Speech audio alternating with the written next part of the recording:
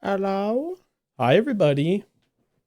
Hi, Burr. Hi, Miguel. Hi, Radish. How we doing today, everybody? How we doing? I'm a little late. I'm a little late. And I don't want y'all thinking it's because I have Rays. I don't have Rays. I was not with a woman. I promise. I promise. I'm dedicated to all of you, of course. I'm married to all of you. I was not with a woman. I promise. I was with my family. Hi, Radish.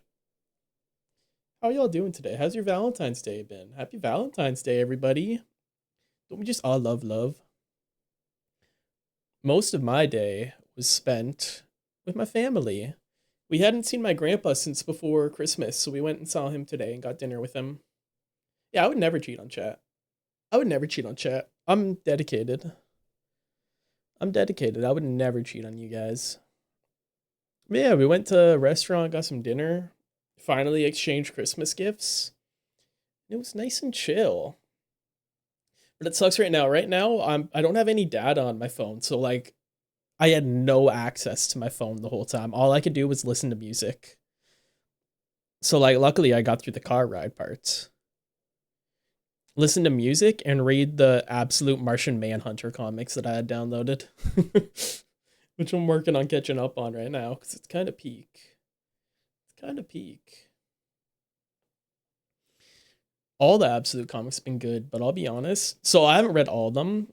I've read the main Trinity. I've read Batman, Wonder Woman, Superman. Superman kind of mid. Absolute Superman kind of mid. I need to read Flash and Green Lantern still also. But I think Absolute Superman's the worst of the line, if I'm being honest. Absolute Flash's peak, I've read 2 issues and I love it. I just fell off. I fell off. This might also be controversial because everybody loves Absolute Batman, and I love Absolute Batman too. Absolute Wonder Woman's the best Absolute comic right now. Absolute Wonder Woman is just the peak of peak. Nothing can beat it right now in my mind. Correct? Let's go. Let's go. I knew you were a knower. I knew you were a knower, Radish. I just read the annual the other day. It was so good. It made me feel so much seeing her go to help fucking Medusa. Seeing her go help Medusa was so big. It was so big and so sweet. You're a DC knower? Real. Real. Is the next Absolute Batman out yet? 17, I think. Or does that come out this week? You cried? Real shit. Real shit. It had me edging. Edging tears, I mean, of course. Of course. I think Absolute Batman 17. I think it's 17 comes out this week, and I'm so ready for it. I'm so ready for Poison Ivy. I'm so ready for it. I wish I had a comic shop near me because I have to read them online in what I promise are totally legal ways. But I'm planning on getting like the collected volumes so I can have them. Cause I don't think there's any comic shop in my town at all. It's kind of a rip.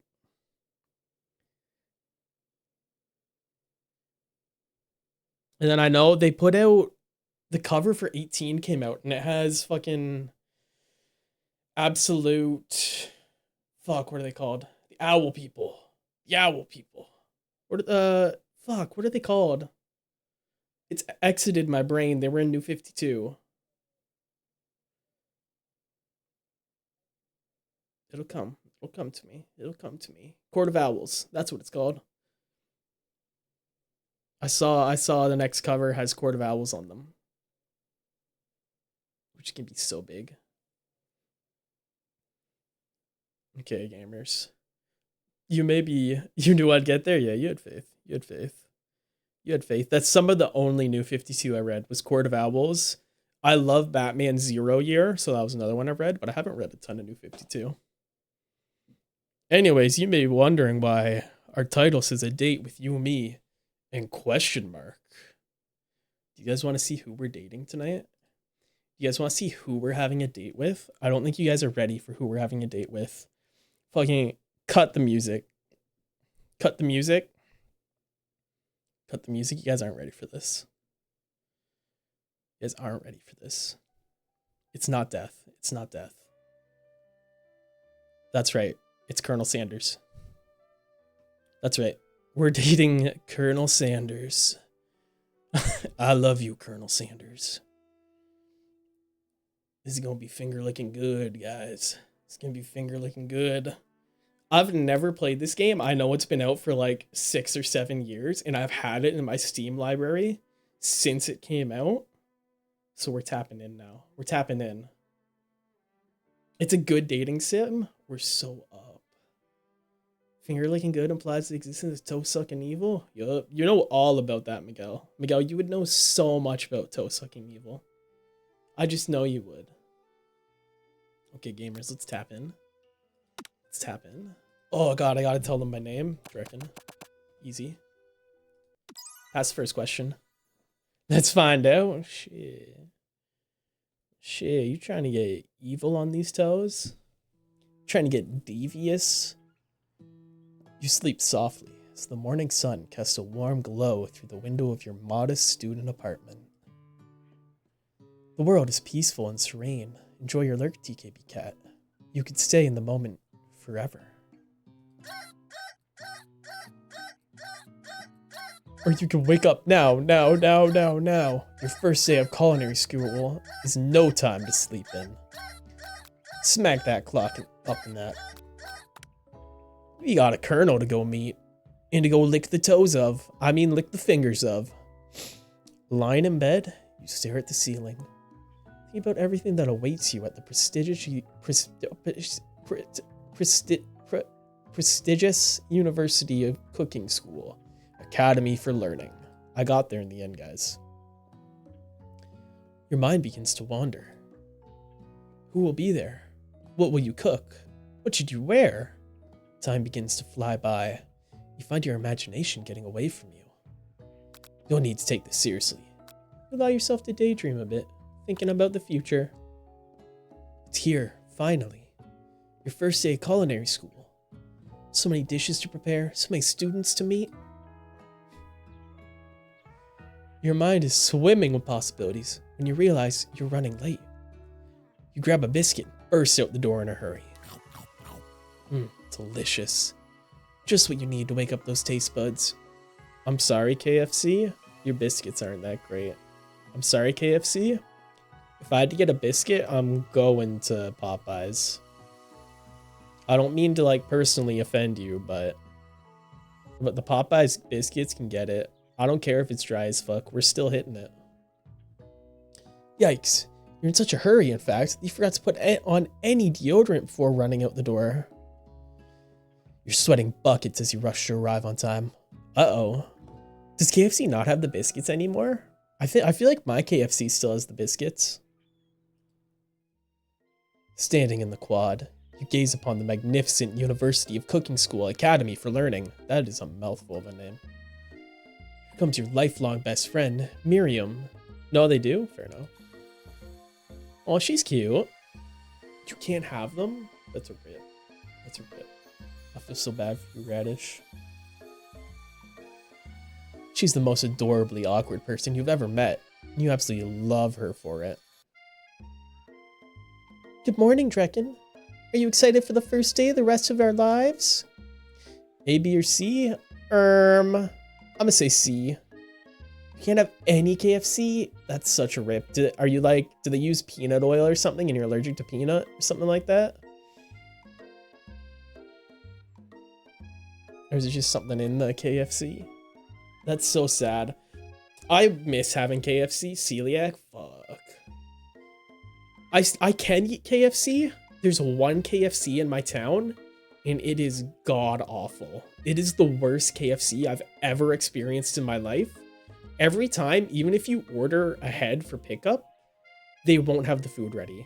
They take like a full hour to make anything at this KFC, and it's always bad. Like, it's always absolute garbage. Like, you might think already KFC isn't the highest quality of food. This is setting a new low. You have not seen a low like this before. Actually, because I sure am excited, a little nervous. Okay, a lot of nervous. What the? It's just that This morning I made breakfast for myself, but, well, when I ate it, I couldn't taste any love in the food. What if I'm no good? What if I fail? Classic Miriam.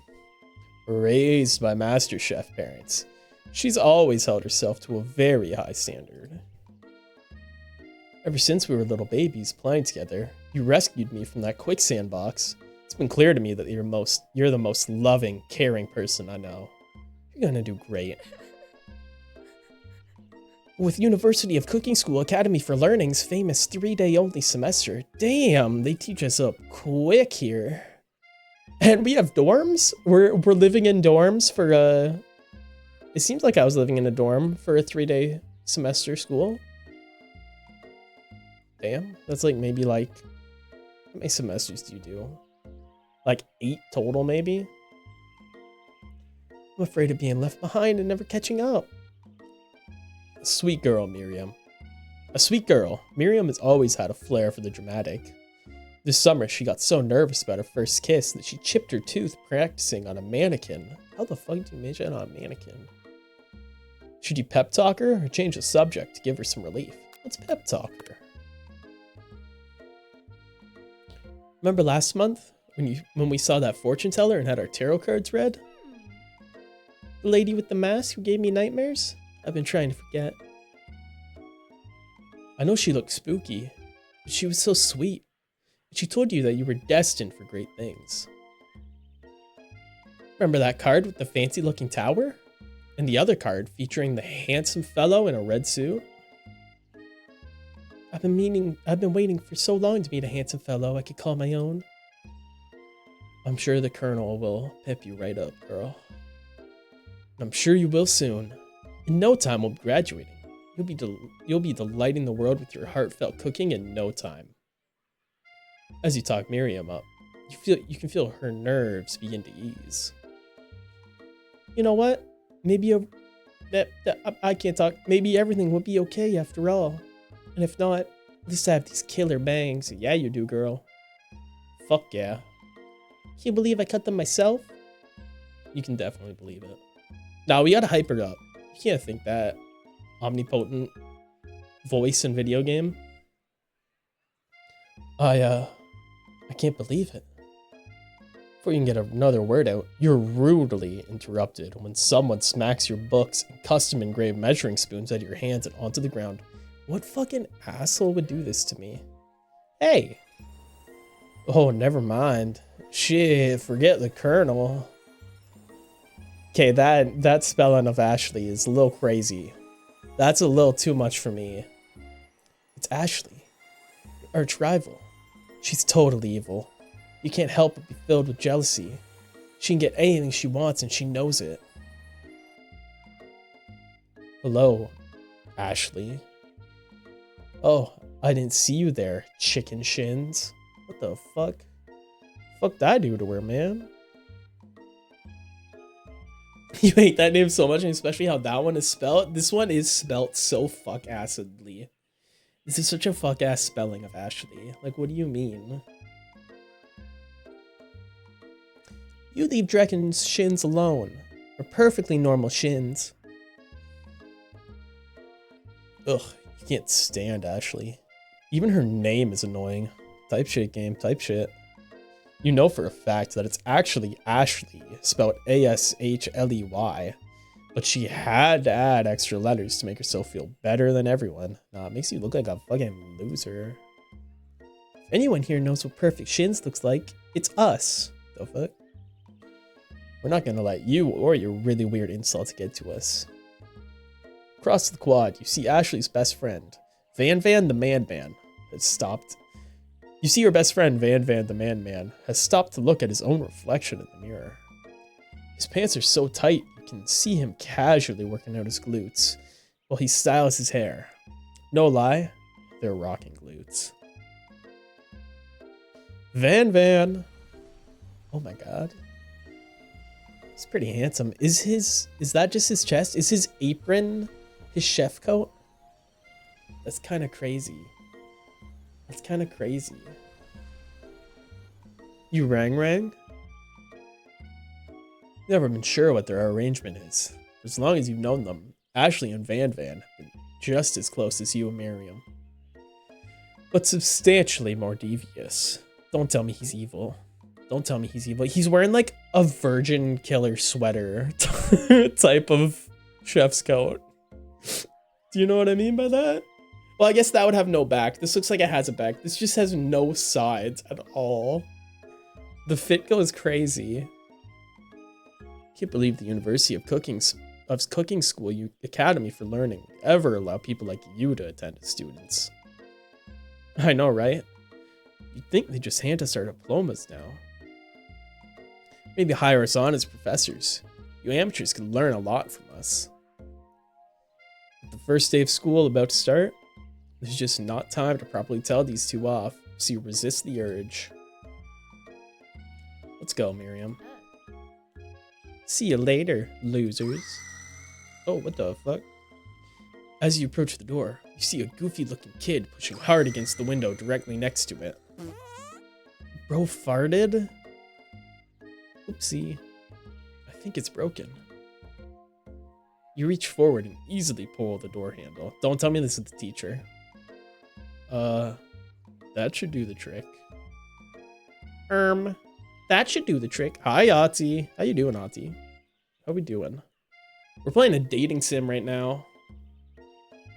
I love you. Oh my god, child. I think you mean thank you. My name's Pop. I was named after my Pop. He's old. Could someone like this also be a student at the school? Must be one heck of a chef. Also, his name tag clearly says Bob, but I guess he's reading it upside down? Duplinko! Hi, Duplinko. Hi, Duplinko. How you doing? Hi, Pop. I'm Drekken, so... You gonna make me hold this store all day? Nope. Hi, Go. How am I? I'm so good right now. We're so up and playing a dating sim. How are you tonight, Duplinko? I hope you've had a lovely Valentine's Day. And with that, the young man walks into the building ahead of you. Chubbs! Happy Valentine's Day, Chubbs. How you doing, Goat? How you doing? I saw you were streaming earlier. I didn't get to stop in, sadly. Is it just me, or is he kind of cute? Girl, that is like a 5-year-old. You know what? I guess 5-year-olds can be cute.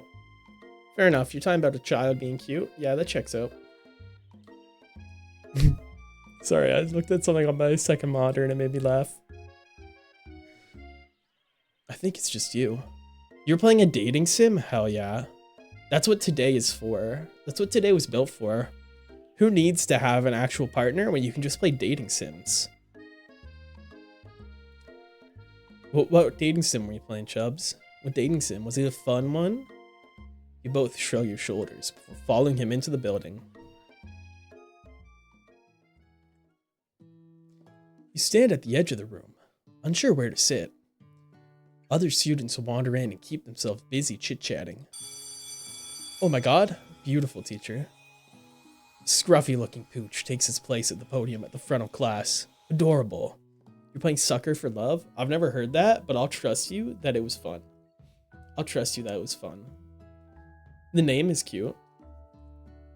Now. Quiet down, everyone. Who the fuck is that? Sorry, just like... Who is this man? Is this the founder or like current CEO of KFC? The fuck?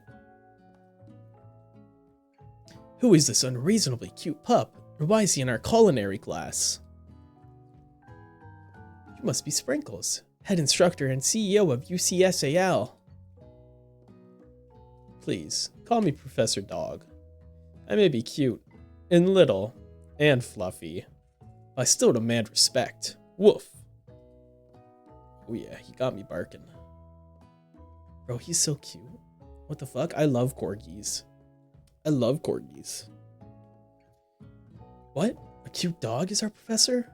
This is the best school ever. This is giving Soul Quirk Chungus energy. I guess only a dog's nose is capable of picking up all the nuance of fine dining. I wish I had a corgi booty. Shit, girl. Torlai, I still got a better booty than you right now. I don't even need that corgi booty. You flat as fuck. Hi, Toralei. Out of nowhere, wind begins to rush around you as a swirl of cherry blossom petals fill the air inside the classroom. Pancakes are still cakes? Okay, buddy. If you say so. I'm chilly. Someone closed the window. And then, he walks in. Oh my god. Oh my god. He's so handsome. Am I gonna yowie with the Colonel? He's so skinny, his waist is so snatched. You're immediately swept up in the aura of this new student in his remarkable goatee. He's a student with us? No way. I'm just mad you can shake your little pancakes more than I can do my thing thongs. Girl, I make the earth quake. Is that Daddy KFC? That is. Who knew anyone could be so handsome? Time stands still. It's him. If it isn't my favorite student, Harland. Colonel Sanders interrupts Sprinkles. Sorry, Professor Dog. Before he can finish his sentence. Please, call me Colonel. Daddy KFC can stuff me with all his chicken. Girl. You know what? I get it. Looking at him, I get it. Colonel Sanders. A hushed murmur rolls through the classroom as Colonel Sanders walks down the aisle of desks. Suddenly, the room is sweltering. Ooh, we're getting a little hot and steamy up in this classroom now that the Colonel's walked in. Sweat begins to bead across your brow. You feel like everyone is looking at you, and you're not entirely wrong. And this over here must be Sweaty Sweats a lot. Maybe we should open the window back up before Faucet Pits melts into a puddle and evaporates entirely. No way, new name for Toralei just dropped. Faucet Pits? Holy shit. Miguel, TKB Cat is lurking right now. So, like, beware. Beware. Oh, look at Faucet Pits dropping a fuck you in chat. Hold on to just a second. Nobody talks to my friend like that. You two both know my name. We were in the same kindergarten class. And what is with all your really weird insults? Miguel, you can't just say pits and then that noise. Miguel, you liked all those armpit clips coming up on your Twitter, didn't you? You were liking them and bookmarking them. I know it. Besides, when Draken sweats, it's not gross. It's beautiful. Look at that shimmer. Yeah, look at my shimmer. You know what they say. If you ain't glistening, are they even listening? You're right. I'm wet as fuck. I'm glistening right now. Y'all wouldn't get it. Y'all don't glisten the way I glisten.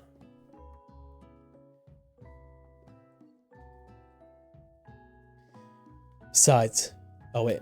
You turn to find Colonel Sanders standing right in front of you. Colonel Sanders. Oh wait, this isn't a voice line. This is narration. My bad. Colonel Sanders, beautiful angel that he is, stands before you, smiling gently, his hands outstretched. Boy, howdy. This classroom gets hotter than a Kentucky fryer. Please, use my handkerchief. You freeze up. Colonel Sanders is talking to you. Well, wait. Colonel Sanders is talking to you about how sweaty you look. You're completely mortified. This can't be your first interaction. What if he never forgets this moment? How will you respond? We mog, we lock in, we take the handkerchief, and we look sick as fuck as we wipe this sweat off. We look so cool. You stretch out your hand. Colonel Sanders places a fine silk handkerchief in it. It's so beautiful. You hesitate to press it to your face. When you do, the feeling is transcendent. It has this natural scent on it. It smells of the most delicious chicken you've ever smelled. Professor Dog steps in to settle the class down and set some ground rules. Rule number 1, no drooling over the Colonel. Welcome to University of Cooking School Academy for Learning, the greatest culinary academy in the world. The birthplace of culinary legends past, present, and future. Many challenges await you. There will be tears. There will be blood. There might even be really adorable tiny food. And when all is said and done, there will be a battle. You will lift your sporks and compete in the broom cooking arena. You can't give Colonel that sloppy toppy? Oh, don't worry, we will be. We will be. Just then, another student enters the classroom and interrupts the professor's rousing speech.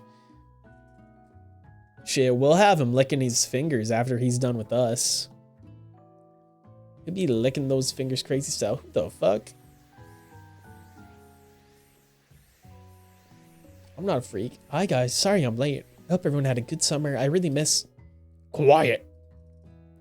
Late to class is bad enough, but interrupting my monologue? You're on the fast track out of here, young man. You sure you're even in the right place? Don't you recognize me? This is my 3rd year in the school, with you as my teacher. Everyone stares at him blankly. Does no one remember me? You're expelled if you utter one more word before I finish. Let that be a lesson to you students that tardiness is unacceptable. I'm sorry, Sprinkles. I'll never be tardy. Even Clank made it here on time. Clank from hit game Ratchet and Clank, rolling halfway across town on its tiny wheels. You turn to see the student Sprinkles is referencing. Appears to be some sort of industrial kitchen appliance? Bzz, whir. The class bursts into laughter. He's kind of a cutie patootie, I won't lie. He's kind of real cute. I like his little thermometer eye. Oh, Clank, you rascal. Sprinkles walks in the classroom as everyone stands in silent obedience. When he gets to you, he lifts his nose into the air and takes a deep whiff. Oh yeah, he's smelling me because I smell good, surely. Your diet is lacking. Based on what I'm picking up here, you definitely need a multivitamin. You should be taking better care of yourself. You've never had a talking dog as a teacher before, but Sprinkle's reputation for being smart but tough is well known. You decide to try and butter him up by giving him a treat from your pocket. But what kind? Clearly a chicken snack. We have finger licking good chicken. Did I not like your pitch joke earlier? I liked it, but seeing that message took me out. Clearly I have to give him a chicken snack, because I am the maker of finger licking good chicken. You reach beneath your apron and return with a chicken snack in your hand. Sprinkle's eyes go wide as he locks onto it. He's logged in. His favorite I cooked. Well. I think there might be some new competition for a new star student. The furry professor immediately devours the snack, leaving your hand slick with a coating of warm doggy drool. That's right, it was finger licking good. You see the other students eyeing you jealously, but pay no mind to them. If they wanted to succeed in life, they should have learned the importance of carrying a range of dog treat flavors on them at all times. Settle down, young chefs. Take your seat. Prepare to have your minds opened to the amazing possibilities of culinary creation. As everyone rushes to claim their favorite seats, you're left standing at the front of the room. Only 2 options remain. Hey Drekken, there's still a seat here. Oh my god, the Colonel? I can't not sit beside the Colonel. I can't not sit beside the Colonel. Girl, I'm sorry you're my best friend, but I can't not sit beside the Colonel. I need him to lick my fingers. Seems no one has claimed the seat next to me, if you're interested. 2 good options, but which would you choose? I'm sorry, my best friend. The Colonel beckons. You move to take your seat by Colonel Sanders. It appears he brought no books, pens, or pencils. I said that weird, pencils. However, his perfect upright posture shows off a seriousness that makes you confident in his desire to learn. Thanks for offering me the seat. I've only had 2 rules. Do all you can, and do it the best you can. It's the only way you ever get the feeling of accomplishing something. That's so inspiring. A little off topic if you ask me, but okay. As soon as you've settled into your seat, the professor makes an announcement.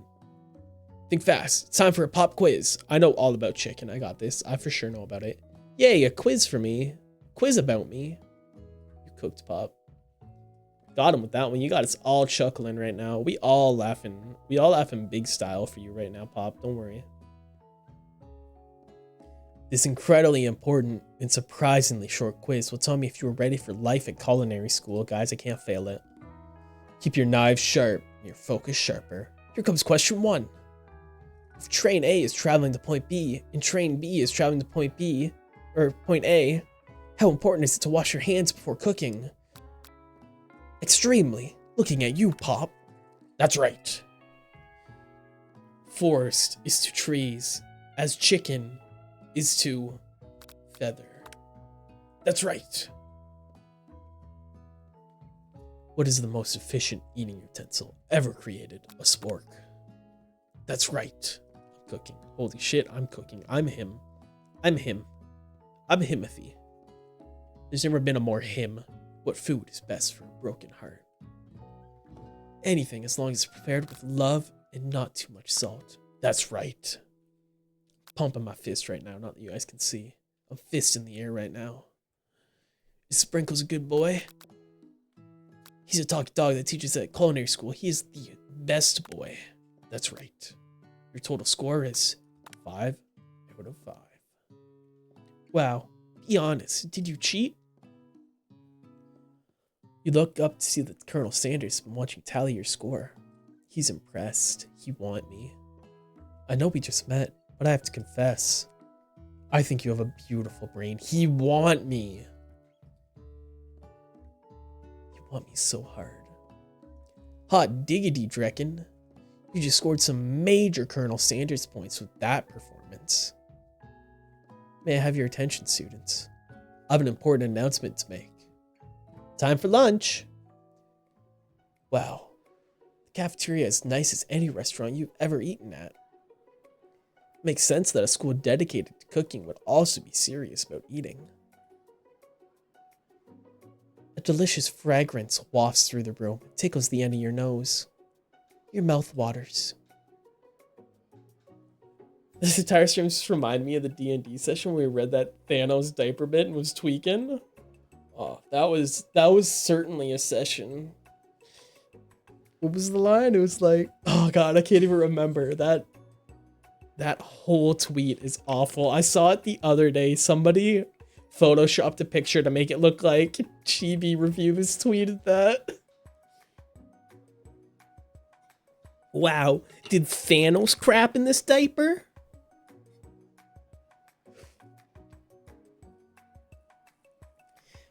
Do you smell that? That must be our lunch. It smells crazy good. Crazy good. Everyone, can I have your attention? Is it about lunch? No, I just want to apologize for my tardiness. You see, Howdy, folks. I'd like to make an announcement. Hey, it's about lunch. Everyone cheers. But shh. Lunch, lunch, lunch. She said shh. In honor of this new semester, I've prepared something special to share with everyone for lunch. Is it chicken made with 7 herbs and spices? That must be the smell I smelled. Indeed, that smell. Miguel, want to know why this reminds you of that tweet? Because this has like such quirk chungus humor. Like it has such 2020, 2019 humor in the writing. That's the entire tone. It's giving 2020, 2019. Because I think that's when it was released. It's pre-COVID cringe humor. You hold your breath, waiting to see what food this mysterious student has created. You've heard that he's very talented. But were the rumors true? Is this... Oh my god. Colonel Sanders lifts a large bucket above his head. Its contents glimmer in the light. Piled high are huge pieces of chicken, breaded and fried to a crispy golden finish. The aroma envelops you. You begin to feel warm and safe. Colonel Sanders has filled a bucket with chicken? What a novel concept. Guys, do you think this is true to life? Do you think this is the real history of KFC told through a dating sim? Your stomach begins to grumble, as if to say, stop thinking and start eating. For years, I've developed a secret recipe for the perfect fried chicken. By my calculations, nothing less than 11, it's 11 herbs and spices. Why the fuck did I think it was 7? I'm such a stupid fucking chud, bro. Nothing less than 11 herbs and spices are required to achieve the perfect balance of flavors. You look around and notice that every other student has a pen and paper and is scribbling notes as fast as they can. That's all I'll say about that. What? You think we want your stupid secret recipe, dude? Nah, my dude, nah. I'm just, drafting a last will and testament in case, one of those ingredients is, poison. Got him. He looks around nervously, see if anyone else is laughing at his sick burn. You wait to see what a zinger Ashley has prepared to follow up, but she suddenly takes a different approach. Yeah, and I was just like, writing in my diary. Dear diary, today I smelled something beautiful. I knew at that moment that only the hands of a true gentleman could fry chicken so tender. Ooh, my chicken so tender, my lobster so buttery. You see her body language change from bitter and evil to sweet and innocent as she slides closer to Colonel Sanders. She'll realize that he is destined for greatness and fame. Cooking skills like this. She wants him all to herself. He's mine. Get the fuck away, Ashley. He's mine. I will have him. Oh, please. Well, Van, the man, if you don't want any, I'll take his. Whoa, hold on, I guess I'll try. He takes one bite, and his eyes grow wide. He starts contorting his face as he tries to hold in his pure exhilaration and act unimpressed. Easy now. There's enough for everyone. Please, my fellow classmates, dig in. You take one of the pieces of fried chicken out of the bucket and sink your teeth into it. It's amazing. Tasting Colonel Sanders' food transports you to another dimension. Alone with your taste buds, gripping a drumstick in your hand, you float weightlessly. Focus your mind and meditate.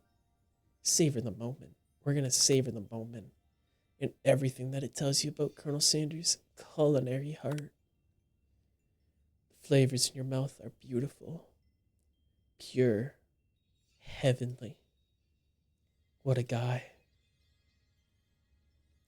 Alone with the flavors, you feel something that can only be described as love for a man, for a flavor. Are they the same?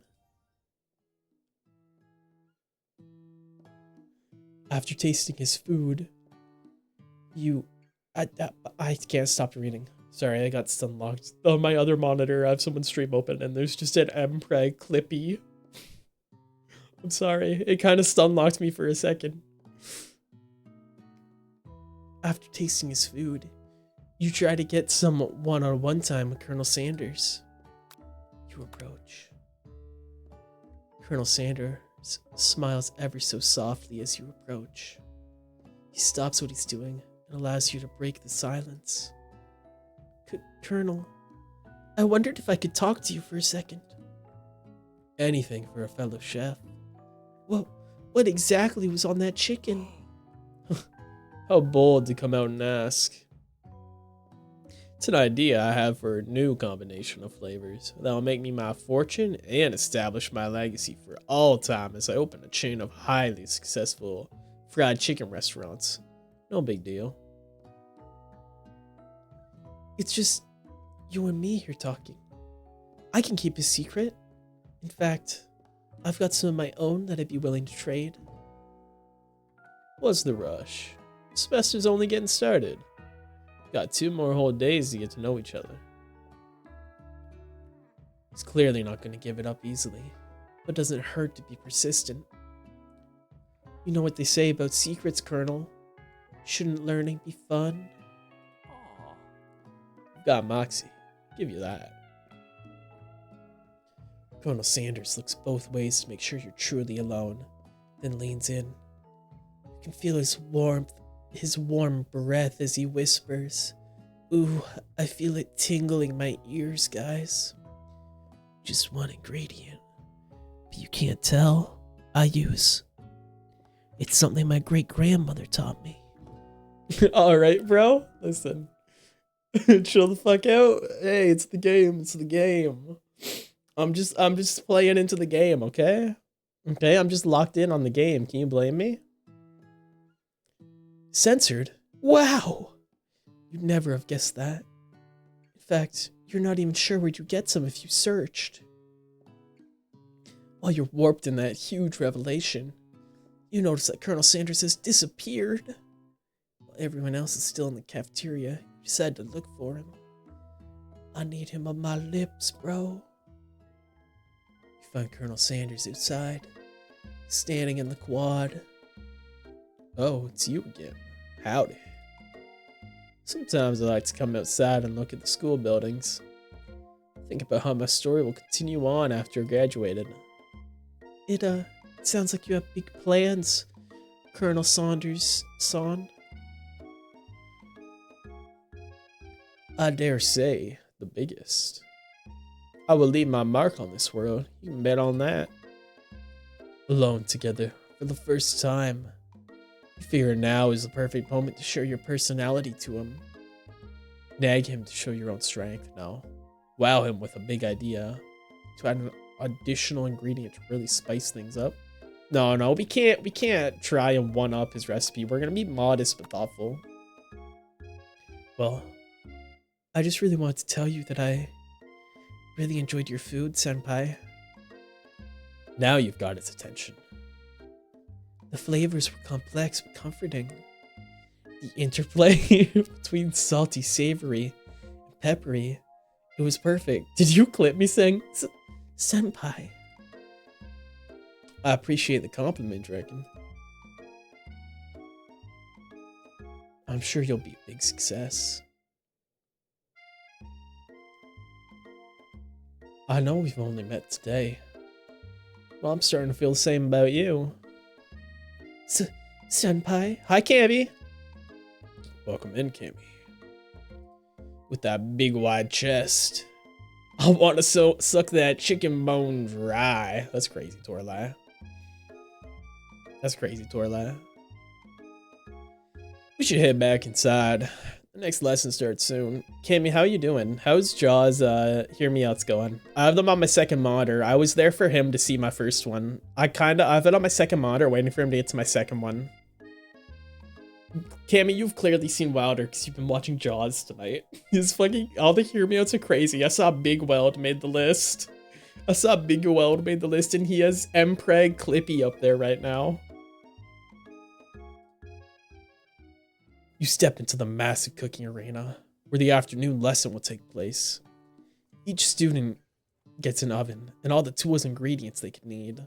Bigwell canonically fucks, true. The one that he looked at that I submitted already was Aunt Fanny, because she's a whole lot of robot. 2 of the first ones were you? That's crazy. Were you the vending machine at the start? Was the vending machine you? Look at this place. It's magnificent. Finally, we get to show our stuff. Yes, that's crazy. Don't tell me the mind flayer was you also. Wait a second. Oh no. We have to show our stuff. What if I totally blow it? The feral shake. Oh god. God damn right it was. I see you have some taste. I see you have some taste. I see you're hitting up the Mind Flayer man in Baldur's Gate 3. I get it. What those tentacles do type shit. You're not gonna blow anything. Except maybe Colonel Sanders, because I know I will be. Except maybe kisses to the ground of fans. You're gonna earn with your signature adorable tiny food creations. You giving me a taste, Miguel? Oh yeah, you are. Oh yeah. I can feel it on my mouth, Miguel. Welcome, students, to the cooking arena. For today's lesson, we'll be cooking with partners. Hurry up and pair off. I'm sorry, best friend. I am picking Colonel Sanders if it gives me a choice. I'm sorry, my best friend that I've had since grade school. On God, I am picking the man whose fingers I'm gonna lick. Naturally, Miriam looks over at you, but unable to control yourself, you pounce onto Colonel Sanders. Hey, Colonel, Senpai, would you like to tackle this lesson as a team? A team of two, that is. Me and you. If that wasn't clear, Senpai. Wanna be my partner? Aww. Sure, Draken. I'll prepare our station. Without you as a partner, Miriam is left standing all alone. I'm such an asshole. Oh my god. I feel like such an asshole right now. Two different students quickly take notice. Hello, new partner. Beep. Oh my, two potential partners. I'm so sorry, gentlemen, but I don't know who to choose. Looks like you'll have to pick for her. Friend duties can be a little awkward, but that's the price you pay for not being alone forever. I mean, she seemed to think Pop was a cute kid, so we might as well partner her up with him. Not in like any weird way. I just want to say that now. Sorry, Clank, but I think Miriam will be partnering with Pop today. Pop gives a big smile as he steps up to the same station as Miriam. I'm a chef. Oh yeah, you are, buddy. He holds up a banana, and without peeling it, proudly eats the entire thing. Oh god. Oh, I'm sorry, Cammy. I'm sorry. I'll clean it up right now. I'm sorry. It's disconcerting. Miriam is too kind to act grossed out. You were wondering what that did? Yeah, it throws a big cup. There's a big cup right at my face. You hate that and read your message? I saw you say you slap it on my tongue, and I was like, okay, bro.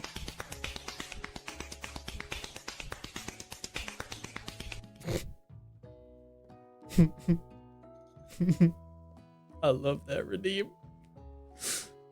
Performative is crazy. I'm not a performative cheeks haver, I promise. I clap them crazy style. I recorded that audio myself, obviously. I love your enthusiasm, Pop. She looks at you like, really? This kid? It's too late to change your choice now. Now it's time to focus on your own cooking classwork and to flirt with Colonel Sanders' crazy style. Alright, you two. For today's lesson, we're going to keep it simple. Pick a basic dish, divide up the slots. Guys, I'm so thirsty. I'm so thirsty, guys.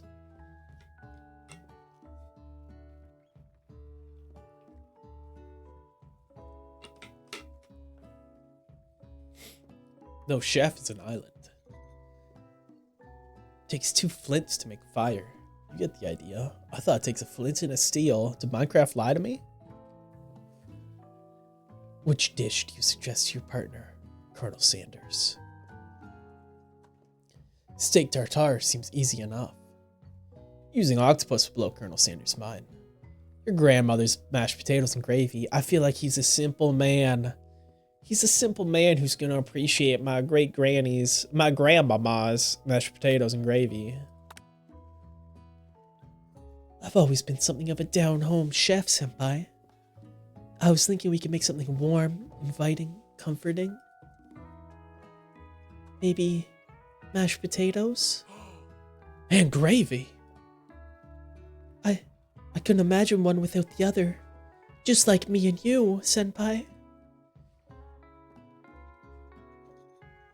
Colonel Sanders casts a coy look at you, causing your whole face to go beet red. Embarrassed, you quickly turn away. You're heading out. Have a good one, bro. Bye, Miguel. Bye, Miguel. Have a good night, Pookie. Have a good night, Pookie Dookie. I'll go get the potatoes. No, please. Let me. Picking perfect produce is a passion of mine. Looks like things are getting pretty fresh around here. Someone have a crush on Colonel Sanders? Yeah, what of it? We're just cooking partners. Mind your own business. Sanders' heart is my business. You better keep your fingers off my man. Someone call for me? Ugh, no, jeez, man. Well, I'm over here crushing Draken's dreams. You're supposed to be taking care of our classwork. That was the deal, remember? Whoa, Cammy on a 5 stream streak? I love to see that. W Camby moment. Colonel Sanders returns, arms full of peeled potatoes. He tosses them into the boiling water, turns his attention to you and your old friends. Oh, howdy there, Ashley. Van. Are we working a quartet instead of a duet now? Actually, no. It looked like Draken was struggling, so we offered to give them a hand. You know how it is. These young amateur chefs need a lot of mentoring. I was gonna say, Colonel Sanders, maybe I could also teach you a thing or two about fancy food. Maybe one day you might be able to get up to my level. Doubt it. What up?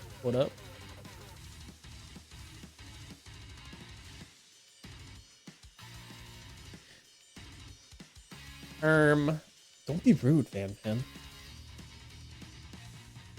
Personally, I have no doubts whatsoever about Colonel Sanders' ability to concoct creations worthy of admiration. After all, your fried chicken was quite spectacular. Colonel, if you ask me, I might make a better partner for you than this thing that's positioned itself at your station. Don't you feel deep down that we cast complementary shadows? We fit together, like a thigh and a drumstick. It just makes sense. Nothing about this makes sense, but one thing is clear. She's coming for the Colonel if you don't watch out. Ashley is really going at you hard. You need to ask for some backup here before things get ugly. I'm gonna turn to the Colonel. My man will protect me. I'm here to learn and express myself through my cuisine, not bicker with prima donnas. Partners were chosen at the beginning of class, so let's all respect the format, okay? You turn to Colonel Sanders to confirm you're on the same page. I chose Colonel Sanders, and Colonel Sanders chose me. Isn't that right, senpai? A businessman respects all fair agreements. In contrast to handshakes, I took Draken on as my partner for this activity, and I stand by it.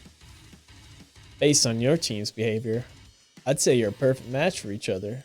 Neither of you has Draken's natural talent or their loyalty. That's right, I'm loyal to you, Colonel Sanders. Being defended by Colonel Sanders leaves you feeling proud and full of potential. You look for Sprinkles in hopes that he might step in, but he's nowhere to be found. Darn those cute corgis and their short but sturdy stature. You look down at your station and realize that in the tension of the moment, you've been cooking on autopilot. Distracted by the drama, you've already crushed the boiled potatoes into a perfectly creamy mashed texture. Plenty of butter and cream for flavor.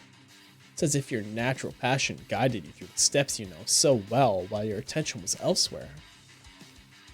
I know just what to do. Colonel extends his hand.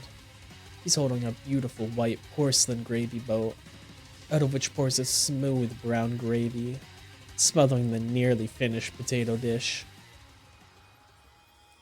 Gravy flows down the mound of mashed potatoes. The results look spectacular.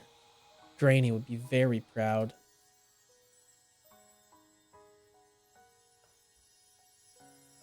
Colonel Sanders holds a spork out to you. You reach out, grab hold of it, but he doesn't immediately let go. The two of you stand holding the same spork. For that small moment, all the madness and pressure in this crazy world stops. Your eyes lock. The moment is electric. Time stands still. Guys, we have a break. We have an ad break coming in 1 minute. If you love something, set it free. Together, you dig the utensil into the mashed potato and lift a heaping sporkful up. And you see Ashley with a sinister look. You know she's plotting against you to be with Colonel Sanders.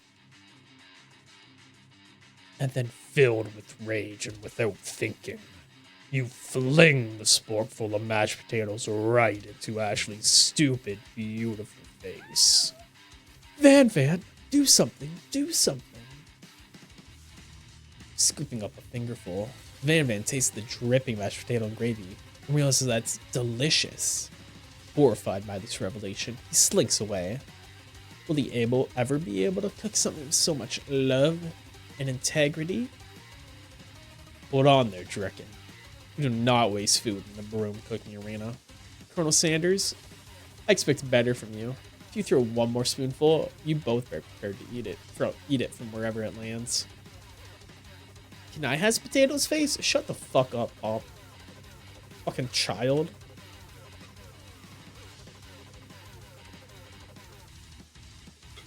Van rushes back over, covered dish in his hand. Mashed potatoes with gravy? Pathetic. In just a few minutes, I prepared a full meal. Gaze upon my specialty. Braised tentacle octopus, silky saltwater. In my silky saltwater sauce. Plated on a battle axe blade forged by the supreme chef of ancestors. You've ignored me for too long. That ends now. It is I who will have first bite. You all look on with envy. The interrupting student rushes at Van and swipes a bite of his signature dish right off the plate. Enjoy the ads, people. No, don't! Something about this dish doesn't strike my nose quite right. I think the octopus was rushed and may have turned in the process. Results could be toxic. Too late. It's been eaten. I left something in the oven. I don't feel so good. It killed him. Oh my god, he's a ghost. It dead ass killed him. What the fuck? What the hell? Everyone step back. Don't take another bite. When you look back at the plate, the rest of it is gone. You notice the tip of the tentacle being slurped up in Pop's mouth. The child is gonna die now. Pop winces in pain for just a moment, and is almost immediately back to his oblivious self. Never mind, he's locked in. Guts of steel, bro. Guts of steel, baby. Whoopsie. Tastes like poison. The entire class is gathered to watch Pop's final moments. Shock has frozen the whole crowd. They are as motionless as statues. The class bell rings, disrupting the moment, snapping everyone back to reality. It would appear that Pop's enthusiasm for trying new things, despite obvious danger, has inoculated him against poisons of all kinds. He's locked in. I'm not sure the professor here makes enough money. Hello. I just turned into a ghost over here. Seeing that you're shaken up by the really annoying student and all this nonsense, Colonel Sanders approaches you. I'm sorry you had to go through that. Please let me walk you home. What? Like for real? Oh, come on. You follow Colonel Sanders out of the room. At night, the school building has taken on another vibe entirely. It's dark and more than a little spooky. Colonel Standers stands on the quad's neon glow and speaks softly. Those mashed potatoes you made in class today? But before you go on, I want you to know they're not a great representation of my skills. I didn't even realize I was making them. They were amazing. Tasting them reminded me why I became so passionate about food to begin with. Colonel Sanders is getting choked up. Cooking is obviously important to him in a way that you find inspiring. Now might be the perfect time to tell him you're developing feelings for him. Colonel Saunders senpai? Yes, Dragon? There's something I need to tell you. Hold it right there. There's something I need to tell you first. Oh, jeez. You see, when I was just a boy, I had a dream that one day I would be the greatest chef the world has ever seen. Every day since, I'm working towards that dream, day and night, never stopping, never resting, also lifting a lot of weights, like so many weights, bro. We should follow our dreams with all of our hearts, that our souls may grant them like wishes floating on a shooting star. Hey, no, you, shut up. I'm the one here to say inspirational stuff and be the star of the story. Are we forgetting that your cooking literally killed a guy? You can't prove that. I also saw you kill that guy. What was his name? Somewhere in the distance you hear a long, sad sigh. Forget him. We're talking about me. Me. I'm the hero. Spork Monster? The Spork Monster is here to fight a hero. I think I left the fridge open. Later, nerds. How dare you threaten me just as I was laying down my guard and connecting with another chef on emotional level. Be afraid. Be very afraid of me. Because I'm a monster, see? Is he rhyming on purpose, or is that just a coincidence? Before you can discuss syntax any further. It's a turn-based fight sequence. What will you do? Attack! You decide to go on attack. Which attack will you use? Cook with love. Cook with love does 1 damage.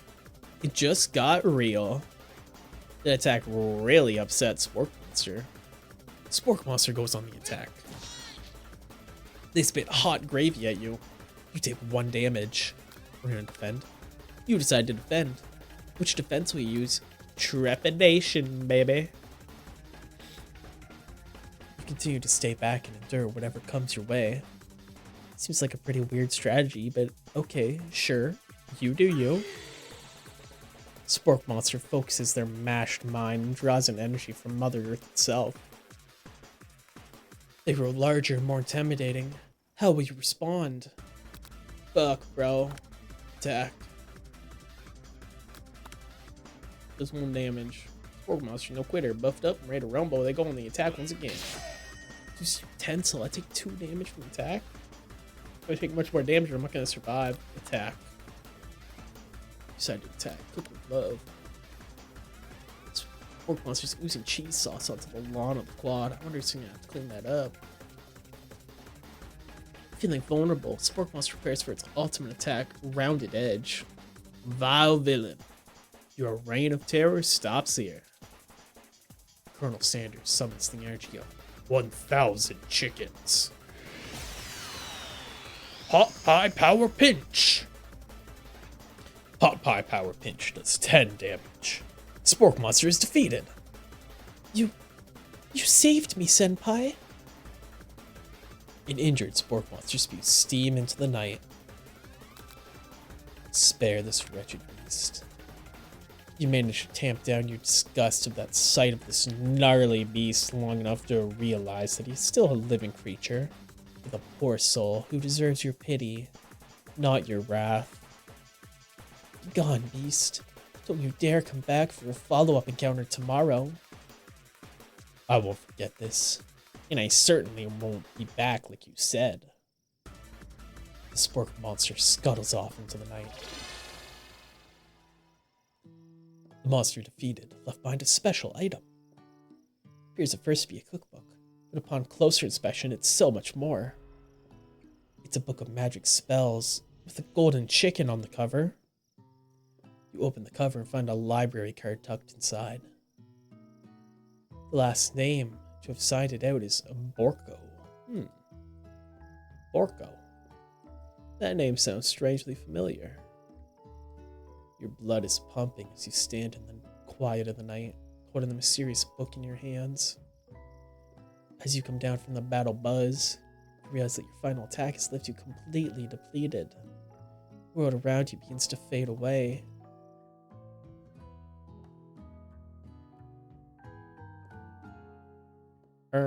Without any energy to keep your eyes open, darkness overtakes you. The image of Colonel Sanders flashes your eyes as you fall asleep. Hold up, let me check something real quick. Hold up. Okay, hold up. Okay, hold up. Okay, we're good. He must have helped you get home. In your tired state, you don't know if you could have made it without him. What a guy. You want to thank him. You don't have the strength to utter a single word. You feel your covers being pulled up over you as you're tucked in tightly. The Colonel's such a nice guy. Good night, my Colonel.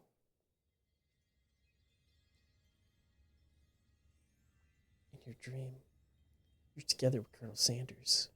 For some reason, Sprinkles is also there, instructing your love. Dreams are weird. You awake on day 2 and attempt to process the wild visions you had. Were they memories or premonitions? And then there was that secret ingredient that Colonel Sanders went ahead and told you outright. Not much of a secret, huh? It's probably because he already trusts you so much. Sure, that makes sense. We'll go with that. Hi, TKB Cat. How are you doing? You're home now? Let's go. Let's go. You only missed our first day at our culinary school. You're all good. We haven't kissed Colonel Sanders yet, so you're chilling. How's your Valentine's Day been, Kat? Did you have a nice day today? You meet up with your bestie in front of the school. It's been good? Hell yeah. Yes. Yes, it has. You've missed me saying senpai multiple times, but you'll still hear me say it some more. You spoiled yourself? Hell yes. Hell yes. Did you buy one of those little, building block things that I saw you send a picture of earlier? Yeah, boy. You're gonna bust that out and build it right now. Get on it. Hell yeah. Before you can tell her about the encounter with the Spork Monster, she launches into a story of her own. Okay, I know this might sound a little bit strange, but I think I might be, I think I might like Pop. Isn't he like a child? Well, if he's in university, I guess he must be our age. But he looks like a child. Like him? Like? I know, it sounds like it's moving too fast, but there's something about him. I like him. Like him. We got to talking after class, and he's actually a totally sweet guy. Not only that, but he's really smart. He told me all kinds of stories about Colonel Sanders. Did you know Colonel Sanders enlisted in the army when he was only 3? Thank you for the fun fact, Gabe. Not only that, but he founded a special unit of super soldiers who all wear the same hats just because he put a hat on one time and thought it looked cool. But Colonel Sanders doesn't even wear a hat. He wears a ribbon tie. Either way, it'd be best if you took it slow with this new boy, like I am with Colonel Sanders. You and Colonel Sanders, the coolest guy in school? The most famous student to ever attend University of Cooking School Academy for Learning? You're a thing now? Not officially. We definitely connected yesterday. Sure you did. You're great. Why wouldn't he be into you, I guess? Laughing at the implication that you and Colonel Sanders might be a thing is definitely not cool. You are great. Yeah, chat, you guys are great. You have an idea about how to prove that your love is real. Kat, make sure you send pictures of your build after you're done. You best be sending that to the Discord. You will? Hell yes. Well, if he's not into me, why did he tell me one of his secret ingredients? Your bestie's eyes light up. Secret ingredient? Yeah, I just said that. A secret ingredient. Is there a dramatic echo in here? TKB Cat, I'm warning you, this has a lot of Quirk Chungus humor. I'm warning you right now because you haven't been here for most of the stream. I'm warning you right now. This has a lot of quirky humor. Gulp. Okay. Miriam checks to make sure you're alone before continuing. Our teacher is a corgi, if that gives you any insight. So, this summer while I was on vacation with my family, a lovely man approached me in the botanical garden where I was wandering. This can't be good. He told me all about his passion for spices. Secret spices. The man even gave me some to show me what he meant. He said that it was a powder created from a super duper rare dried flower petal. And that if I did him a big favor, I could have some of my own. This sounds like he's gonna ask you to fuck him. We don't love that. Please, Miriam, don't tell me. So I filled my suitcase with them and brought them home. He was so nice. He even met me at the gate when I arrived. Later, when I cooked with them, a very strange feeling came over me. That flavor was unlike anything I'd ever tasted. You're being very liberal with the meaning of spices here.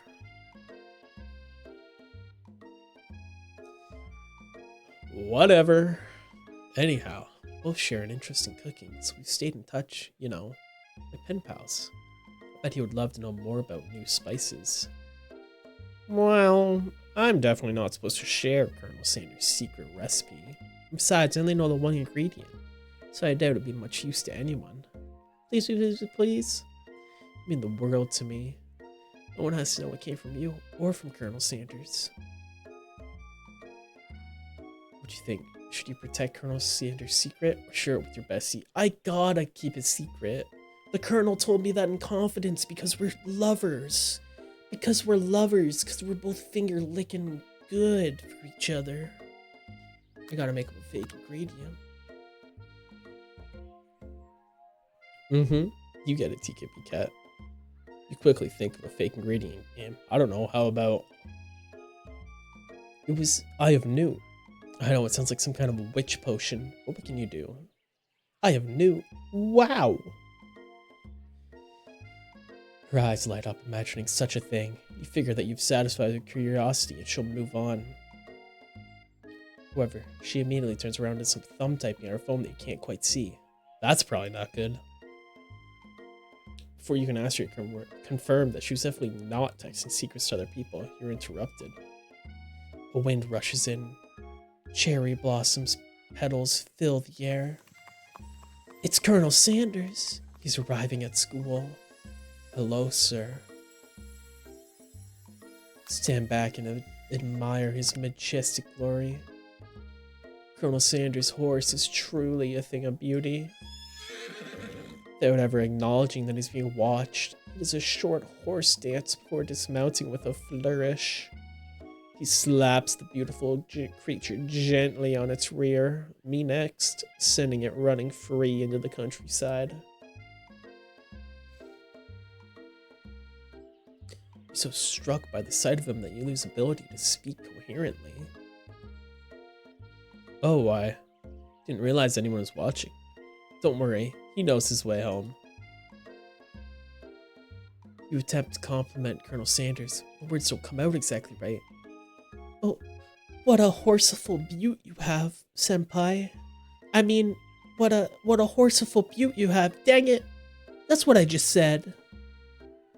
Being a good friend, Miriam attempts to cover for you. Oh, Dragon just gets really nervous around people they like. Girl, what?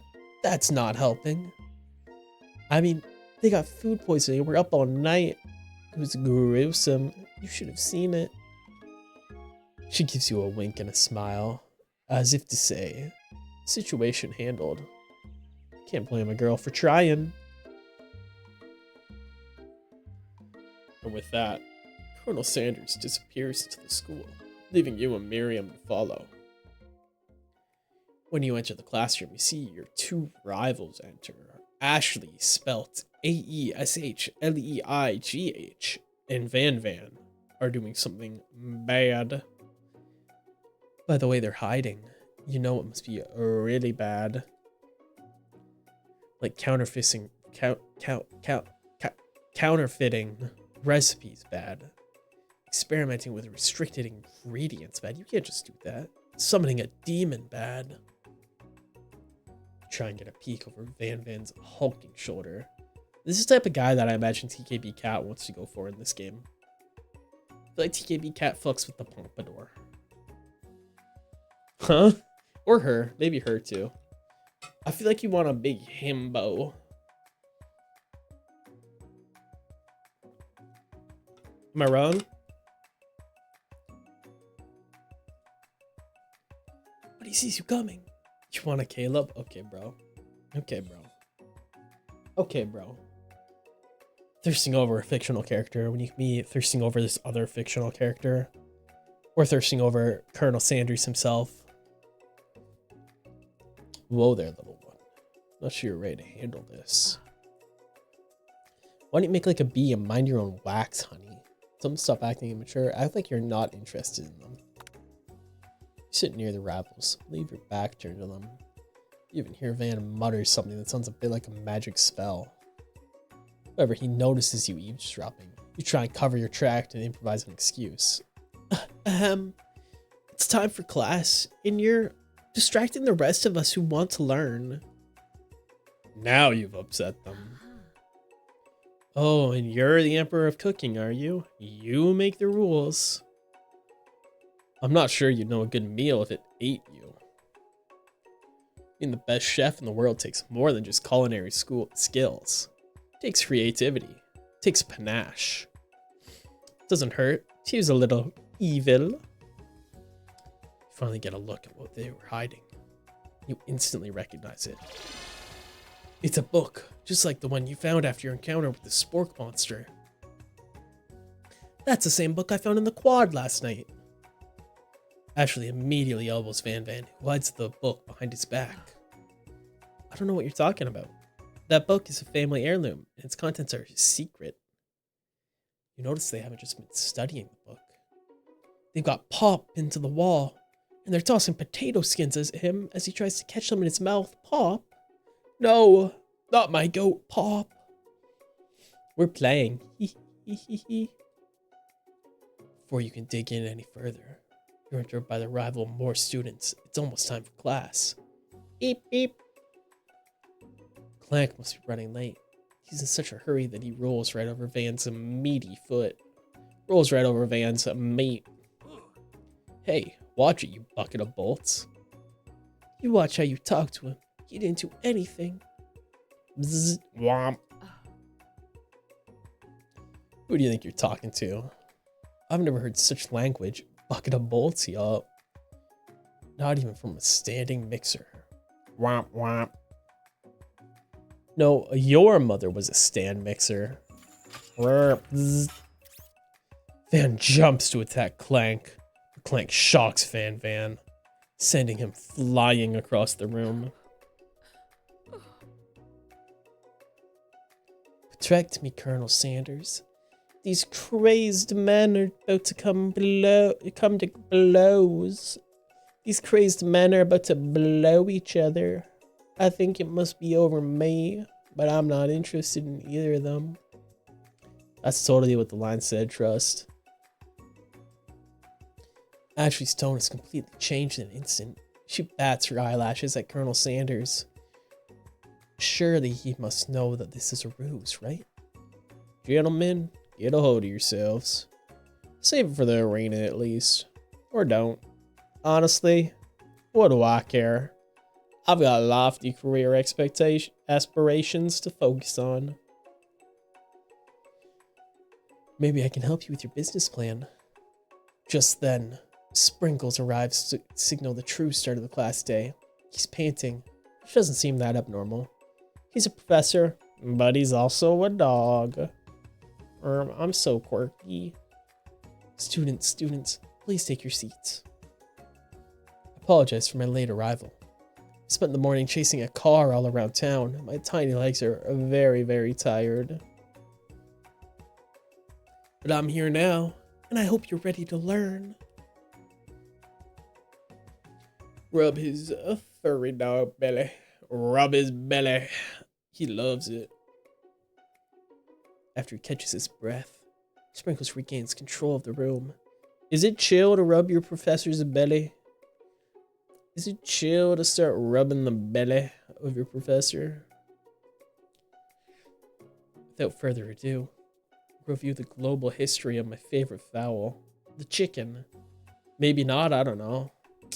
Man, you can't just casually rub bellies in college? What the hell, man? What's even the point? You want to pay attention to the lesson. Truly you do. If it was Caleb, then yes. Okay, buddy. What if I was your professor? Would you rub my belly? What if I was a pibble? Would you wash my belly? Moving on. Which is why in 1776, at the signing of the Declaration of Independence, it was a chicken who first signed their name. You can't help but daydream about Colonel Sanders. You miss most of the important parts. When you come to, Sprinkles is holding a tray of food in front of you. Well, Drekken? Naturally, this appears to you to be a simple platter. Which item do you want to sample? A shimmering pepper. Brightly colored pepper stands out from the other items. It sparkles in a most eye-catching way, so naturally you reach out, grab it, and eat it right away. However, your body is not prepared for the heat. The pepper has triggered an intense spice hallucination. Feels like forever as you trip through the universe. The dead student! My friend, no. This guy again? I'm here to give you an important message. Ooh. You must avenge my death and fulfill your destiny. All you must do is... I was saying, to fulfill your destiny, all you must do is... Oh, cough, cough, sorry. I think I've got some spice stuck in my throat. It's fine, I'll work through... to fulfill the prophecy. See, you must... Feel yourself begin to regain consciousness. Aw, man. Poor dead student. Poor dead student that no one cares about. Poor guy. You come to and find everyone is staring at you. That pepper was the last of its kind on Earth, and now it's gone forever. Gulp. Whoopsie. Whoopsie, dude. You think to yourself, geez, I should pay better attention. We all make mistakes. I'm sure he'll forgive you someday. Come on, it's time for lunch. Before anyone can relax, the cafeteria lights dim, and your rivals enter to make a dramatic announcement. Today's lunch will be prepared via timed competitive cook-off. The level of theatrics with these two is off the charts. Step up and tell them, you're on. A bit of a lunchtime competition, eh? Count me in. If I have to wipe the table with you fools before I set my lunch down on it, then so be it. I'm not the fool. You're the fool, fool. Good one, Van Van. I like your gumption, Draken. I'll be watching your performance. Just as things reach boiling point, Sprinkle steps in. Surely he'll put a stop to this madness. Now, students, settle down. This is a lunchroom, not a sportsing court. Sportsing. Is that a word? Finally, a little sense. You breathe a sigh of relief. At least not until we turn on the timer. Just then, a huge light blasts you in the face, flashing the words, "Timer ready." That's what I'm talking about. Arr! I stand corrected. The hard way builds solidly a foundation of confidence that cannot be swept away. That's an original quote by me, in case anyone was wondering. I hope its message lifts you to victory. Like a diamond, I was formed under pressure. Now is my chance to shine. I will defeat you myself. You had his chicken, and you made mashed potatoes and gravy on day one. You're feeling like you can really impress him again here. It's time to boil some water for the potatoes.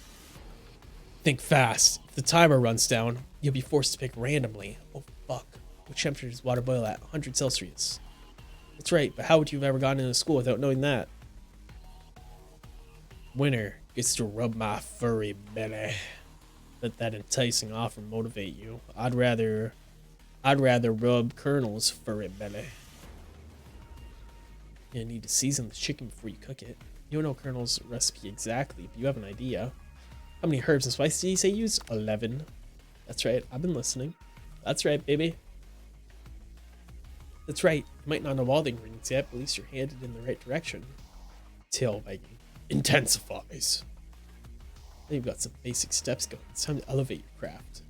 What state of mind offers the most flavor? Trust. Oh fuck, I got that wrong. I'm begging you to get it together. Get it? I'm a dog. It's never the wrong time for some dog jokes. Next question, buddy. Classmates are rooting for you, but Ashley is simply stronger and faster than you. You better pick up the pace if you want to survive. When you were a child, your father told you to never forget where you came from. Every day you meditate on his advice and draw energy from that place. Now would be a great time to harness that energy. So where does it come from? Small town. Oh, I got it right. I didn't even read that full answer. Arr. Try to shut out noise with the arena. Focus on your cooking. What's the sound of success? Sizzling. Fuck. Don't make me get the spray bottle, bro. You notice Colonel Sanders out of the corner of your eye. I believe in you, Draken. He's actually cheering you on. Colonel Senpai. Should be awesome.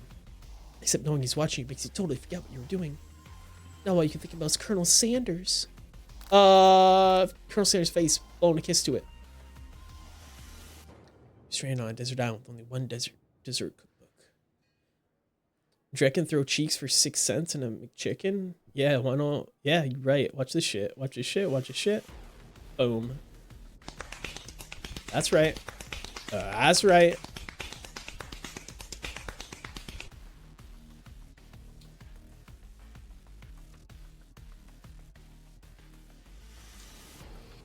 I'm always. Oh my god. TKB cat. What the fuck? What did I ever do to you? One of those sounded like it hit really hard too. You stranded on a desert island with only one dessert cookbook. Which do you take? What a hunk! Gotta take that shirt off, bro. I know, right? You know what? Focus on the challenge. You're falling behind. I forgot the question. You and Colonel Sanders exchanging wedding vows. Wait, you weren't looking? Go again. I got you. Hold up. Hold up. Hold up. Hold up. Hold up. I got you. Let me just bust my cheeks out again. Do you like them? Did you like them? Teehee.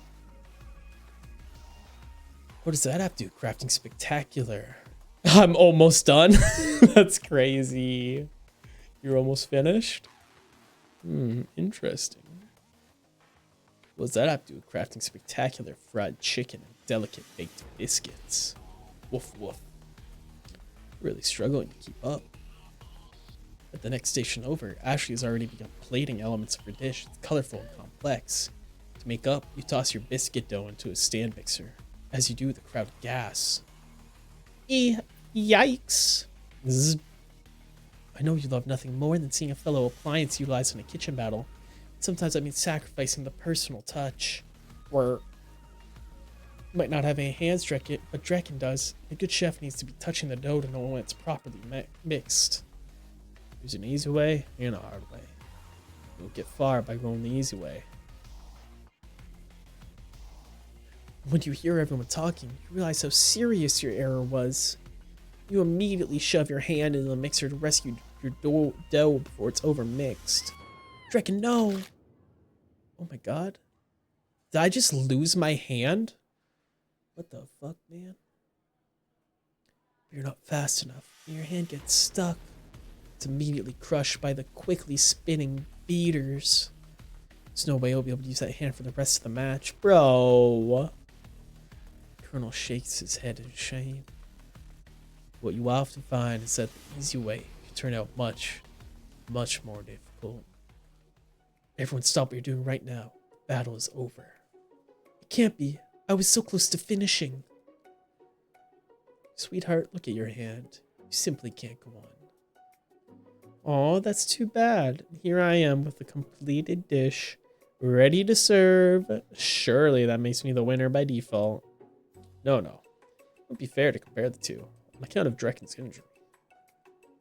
You see, Sprinkles begins to lick his doggy chops as he looks onto the dish. I suppose you should at least tell us what you prepared. Well, because I'm the sweetest, I skipped straight to dessert. Under this white chocolate dome, you'll find a wide array of delights, taking you on a journey of flavor that tastes good and tells a story of excellence. I was going to ask Drekken to do the honor, but since you're injured, I'm afraid that pouring this creamer of delicate, hot chocolate sauce might be too difficult. Colonel Sanders, if you mind lending me your strong, steady hands. What's the ... for, TKB Cat? What's wrong with the Colonel's his strong, steady hands? His strong e-boy hands all over me.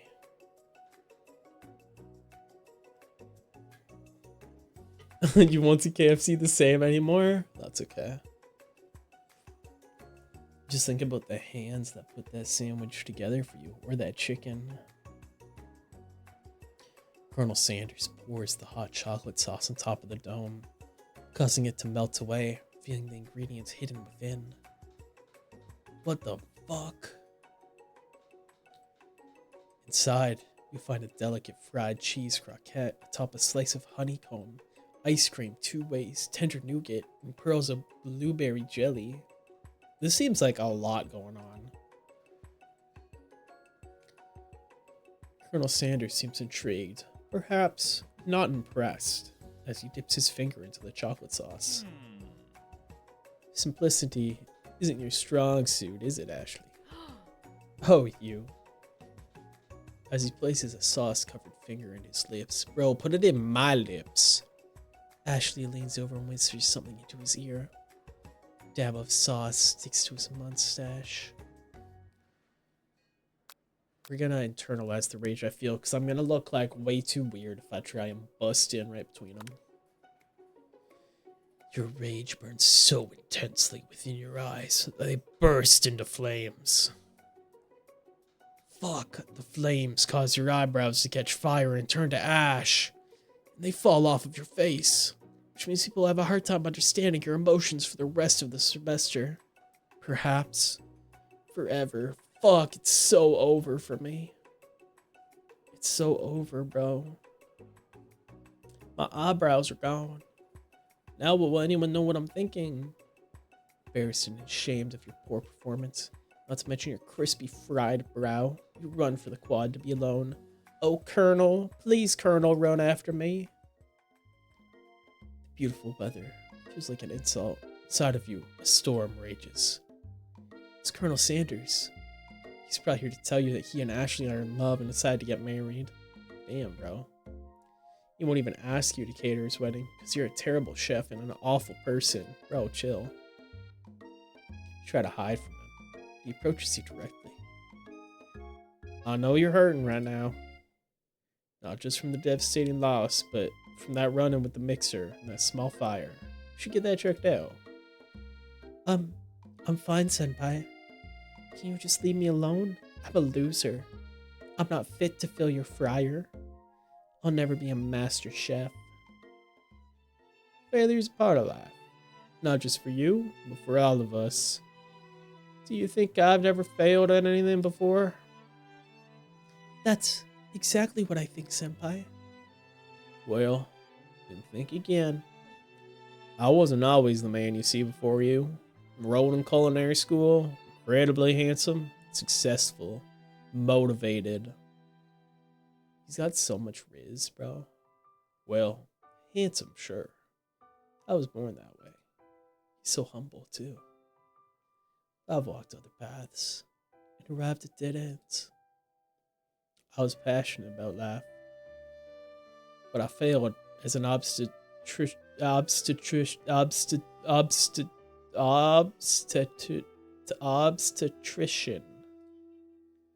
I was passionate about justice. I failed as a lawyer. I was passionate about livestock. I got it? Let's go. But I even failed as a mule handler. That one was especially humiliating. Mules can be so cruel. I lost my business partner to a gunfight. I didn't know. People see my delicate ribbon tie, my well-kept beard, and assume that I've got it all together. Which is true now, but it hasn't always been. Sounds like this guy could really use a hug. I resolved then that I was gonna amount to something. No amount of hours, labor, or money would deter me from giving the best I had to give. As Colonel Sanders changed his focus, you could see something ignite inside of him. A burning passion. One has to remember that every failure can be a stepping stone to something better. My dream is pure. It's honest. It's something that a humble man in a crisp white suit can be proud of. I will create a new chain of chicken restaurants that will bring joy to the entire world, make up for my past misdeeds. Yay! Just as the moment grows intimate, you're interrupted by a threatening, shadowy presence. Battle scarred from the night before, you prepare for the worst. It's the spork monster. Barco? It is I. Guys, I don't know what voice to give this little freak. It is I. I know I said I wouldn't be back, and after the whole fight to the death thing, maybe you wouldn't really want to see me anymore, but I just wanted to say that I was wrong to attack you, and I apologize. I know what it's like having to always look over your shoulder. Monster problems. Am I right? Aw, thanks, Borko. I'm glad there are no hard feelings. Getting jump scared by a giant creature in the dark of the night can really rile a person up. I also want to apologize for the way I switched right into attack mode. I know that you're strong. Cooking can put a person under a lot of stress. I actually used to go to this school. I wasn't always a spork monster, you see. I don't believe it. You were human once? Well, no. I was a golden retriever. But I was still a student.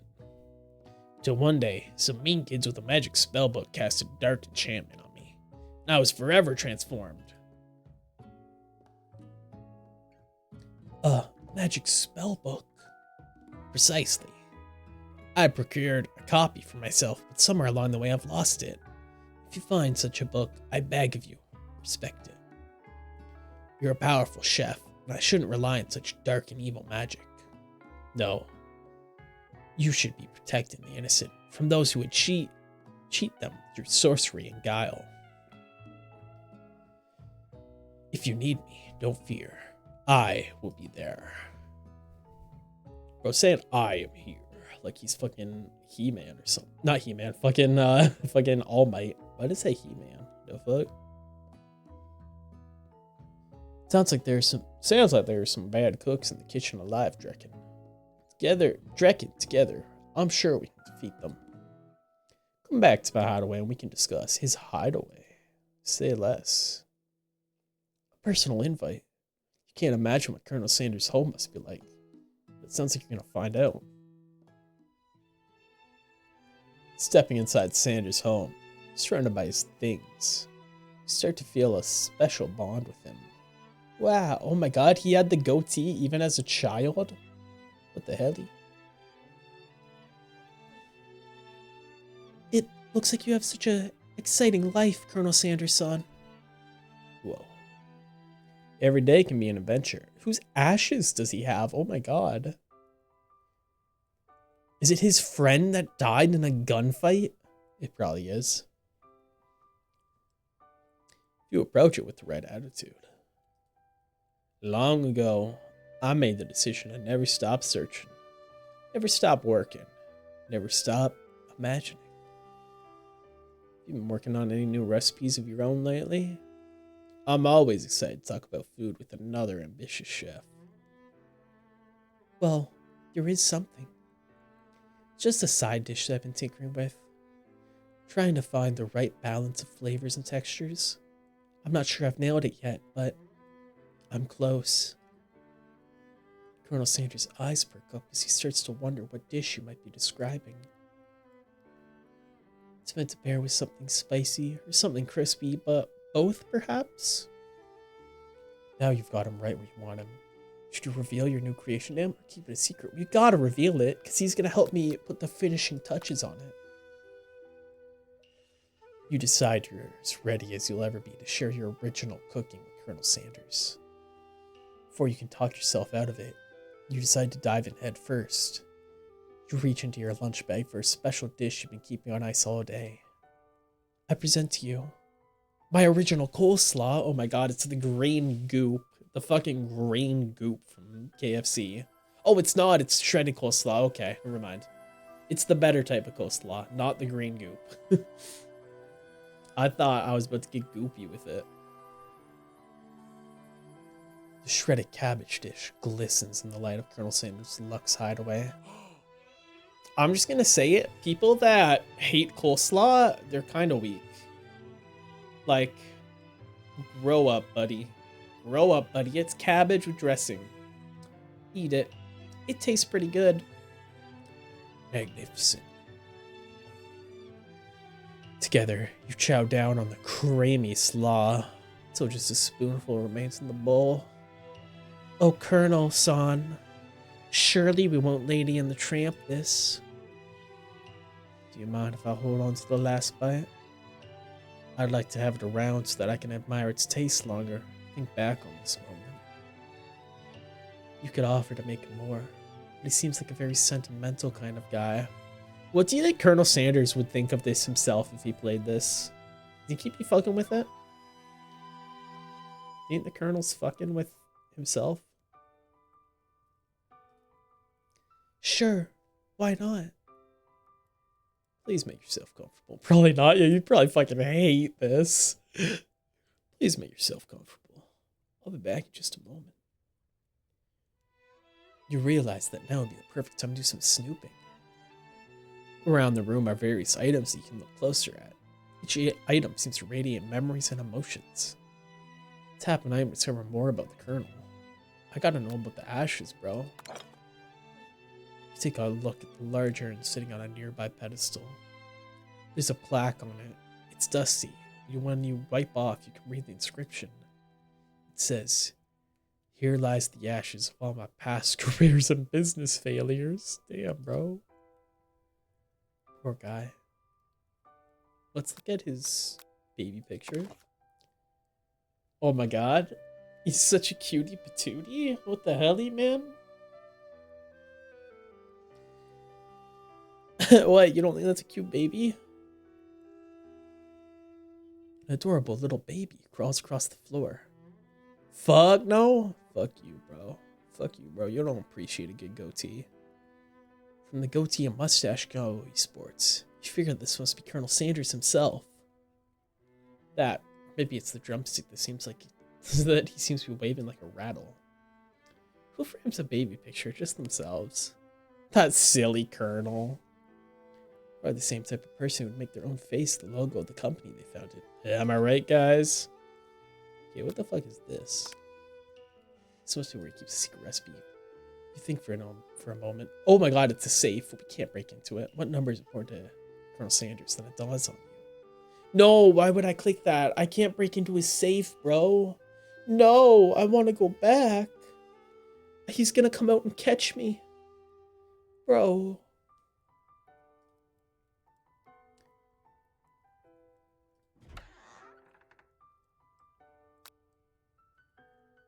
No, but I'm so scared to go in this room. No. You open the door to Colonel Sanders' closet and find a row of his signature white suits hanging within. You take one off its hanger and try it on. Why? Can I not have more say in the matter? I don't think I want to try on his suit. That's a little creepy.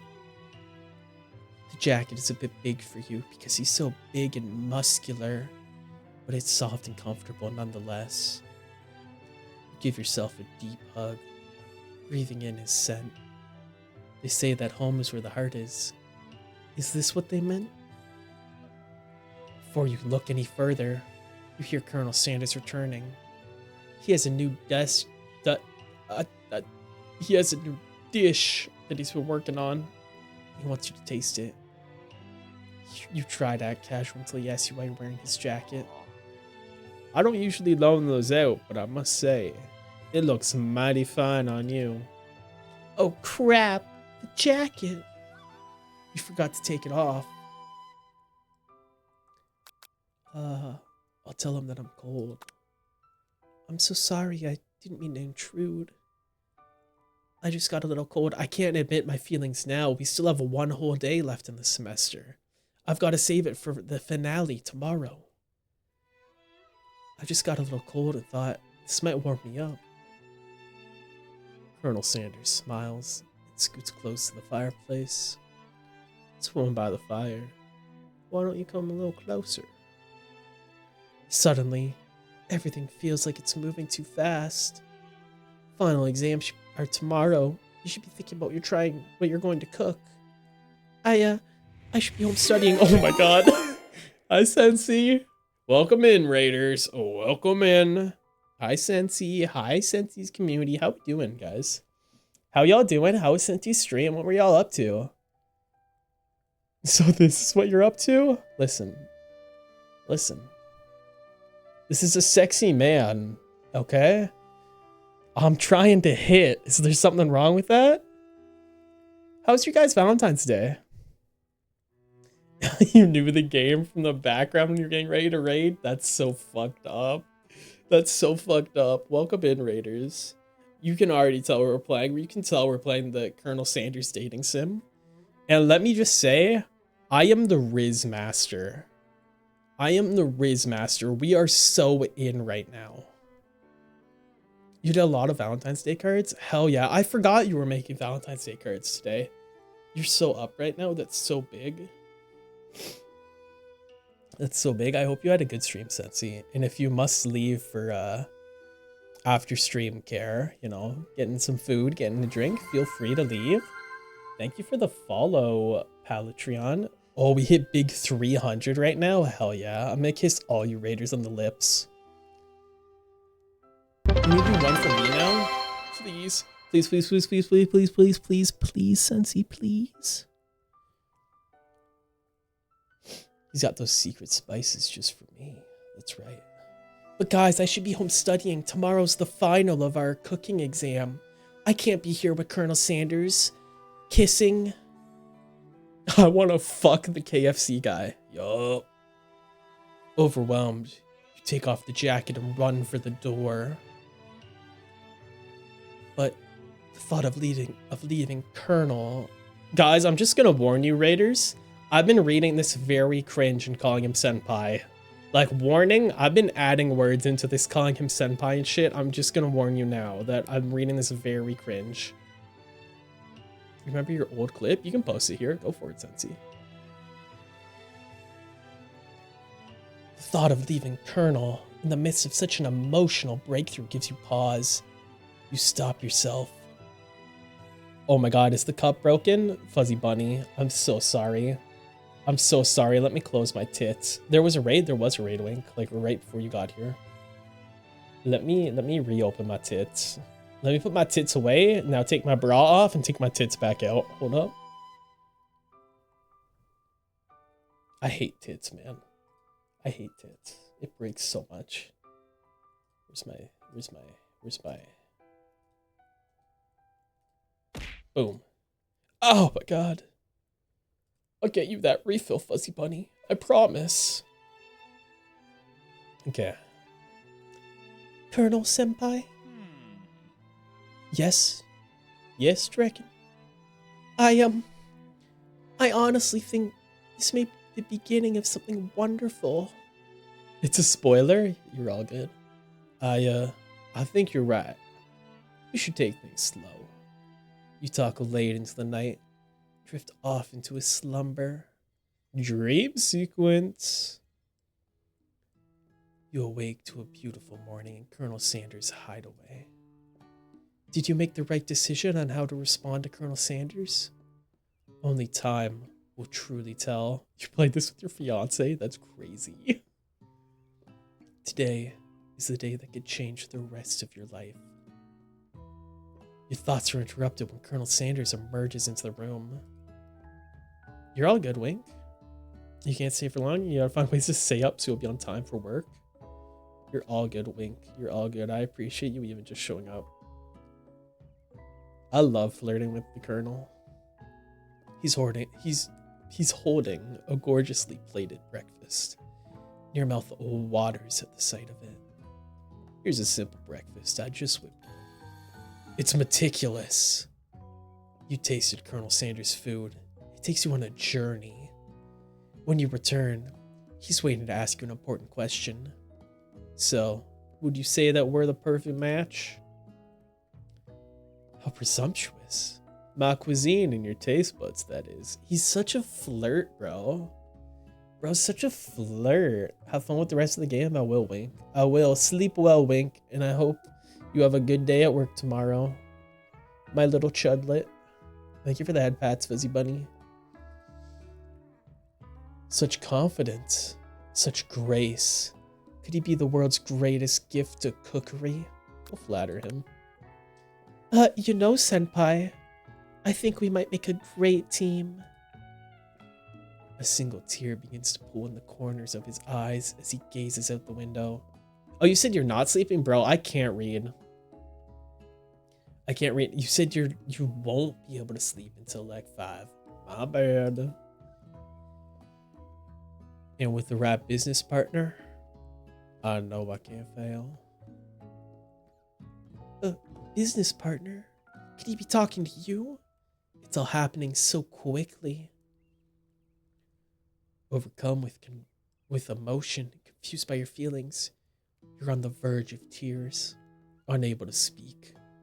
The only answer you can find is to run out the door and get home. Bro, I have so much more Riz than this. I would not do that, man. My Riz is up, man. I would not do that. There's still one more day of school after all. The University of Cooking School Academy for Learning waits for no one. You get home to find something very surprising. Your best friend is there waiting for you. Where have you been? Because I had one heck of a night. I've been desperate to talk to you about it, but I couldn't find you. Got worried that something had happened to you. It's, okay, I was just... But now that it turns out you're fine, I can finally get you up to speed on the saga of Miriam. Sure, but... You will not believe what happened to me after school yesterday. I went on a date. I think I can believe that. Since I've been partnering up with Pop, he asked me to go out with him. Bro, that's like a 5-year-old. Sensi, I'm so scared. Why are you sending the stars? Of course, I told him, you'd better harness those wild horses, young man. I'm not that kind of girl. But he was just interested in spending some one-on-one time together. getting to know me. So I said, yeah, sure, I can get to know the little guy. That's so fucked to be saying. Yeah, I can know you, you little guy. Like, bro, it's not his fault he's 3 feet tall. Long story short, he took me to his favorite shush house. Things quickly spiraled out of control. Did you say shush house? As if that's a thing people just say? What is that even referring to? And now I'm not really sure where we stand. You don't give Miriam time to tell her whole story, however. Bottling up the details of your own night is just too much to bear. And, I went on a date too. Back to Colonel Sanders' house, where I spent the night with him. You what? Nothing happened. But the emotional connection, wowzers. Miriam tells you to move on from the whole Colonel Sanders obsession and focus on school. If being obsessed with Colonel Sanders is wrong, guys, we have ads in a minute. I'm so sorry. I'm so sorry. We have ads in a minute, guys. Don't kill me. Don't kill me. Being obsessed with Colonel Sanders is wrong. You don't want to be right. After a short argument, you both agree to go your separate ways. Fuck these two, bro. When you arrive at school, you encounter your rivals in the quad. You can tell from a distance that they're picking on Pop, though he himself might not quite grasp the fact. Because, you know, he's Pop. What's a swirly? It sounds delicious. Oh, it's great. Or you up one right away. I'll have my swirly with sprinkles, please. Sprinkles is a dog and a treat. You can get your swirly dip too. Why don't you pick on someone your own size? Because I'm literally the biggest person at the school. There is that horse that Colonel Sanders... I can't talk, bro. That Colonel Sanders rides to school. But who would dare pick on such a gentle and beautiful creature? You got some nerve, Drekken. Suggesting I pick on a defenseless horse? Now, you're twisting my words and I won't have it. You clench your fists. But the injury from yesterday's mixer accident makes you wince with pain. Doesn't look like you can go on cooking like that. Might as well just give up. I'll never give up. Ever. Colonel Sanders arrives just as it appears things are close to boiling over. A naturally intuitive person, he senses that something has been going on. Oh?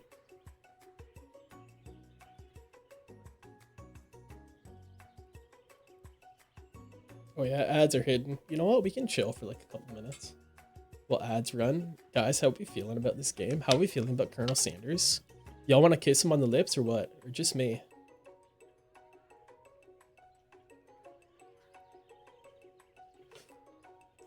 Just me? That's crazy. That's crazy. I want to be licking his fingers. And he wants to be licking his fingers after he's done with me too. What can I say?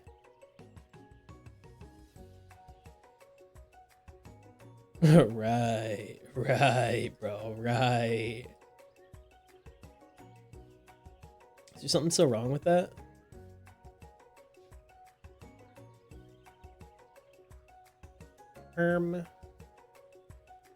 Bro, why do ads have to be 3 minutes? Why do I have to run ads? Fuck you, Twitch. TKBK, tell me about this Caleb fellow. Why should I want him more than Colonel Sanders?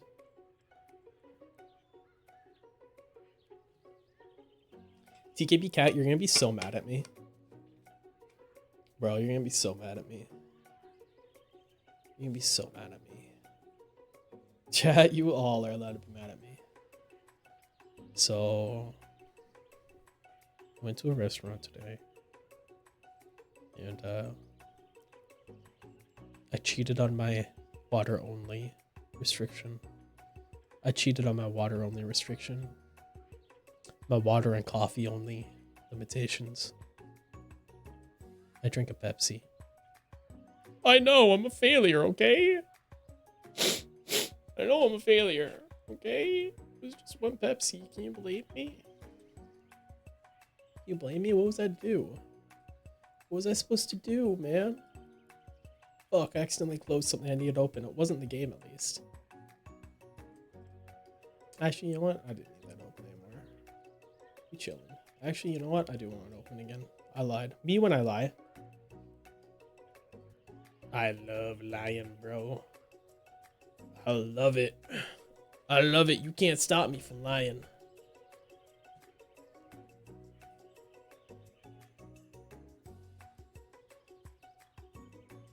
You know? Okay, bro. Okay, bro.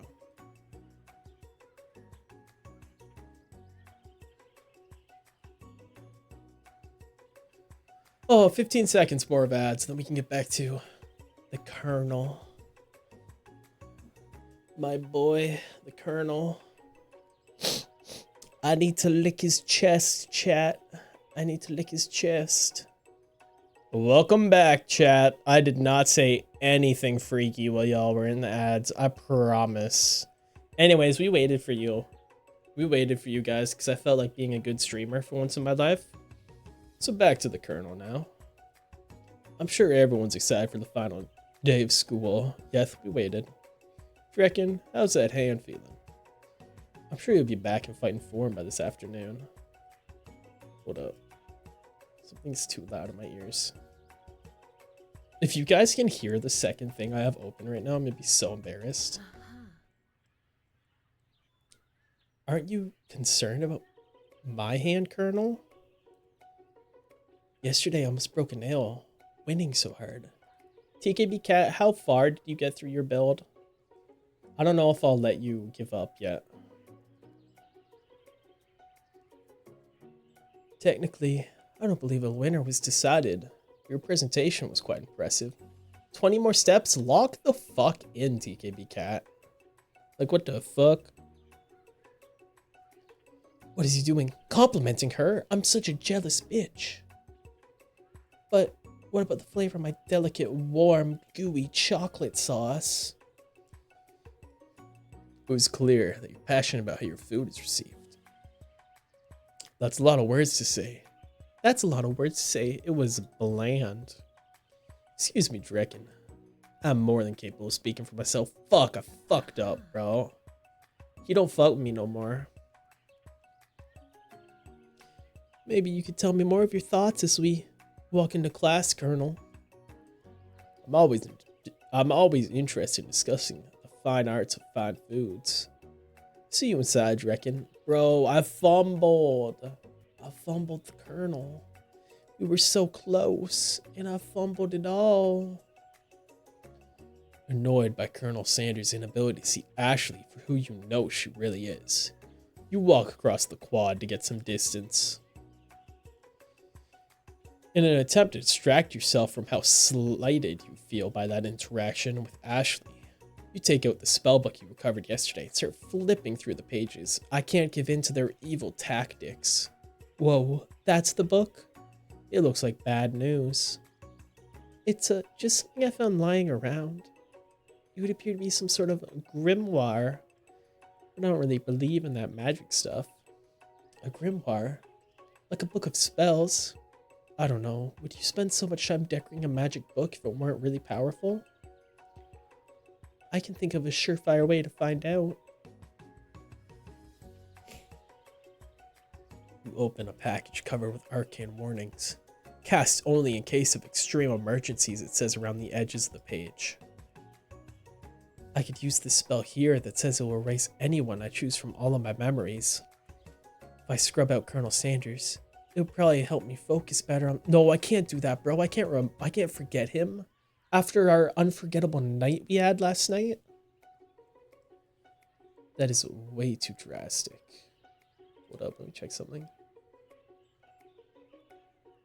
Okay, we're chill. Hold up. I hate it when I click out of this game, it closes it. Okay, fine, it is drastic.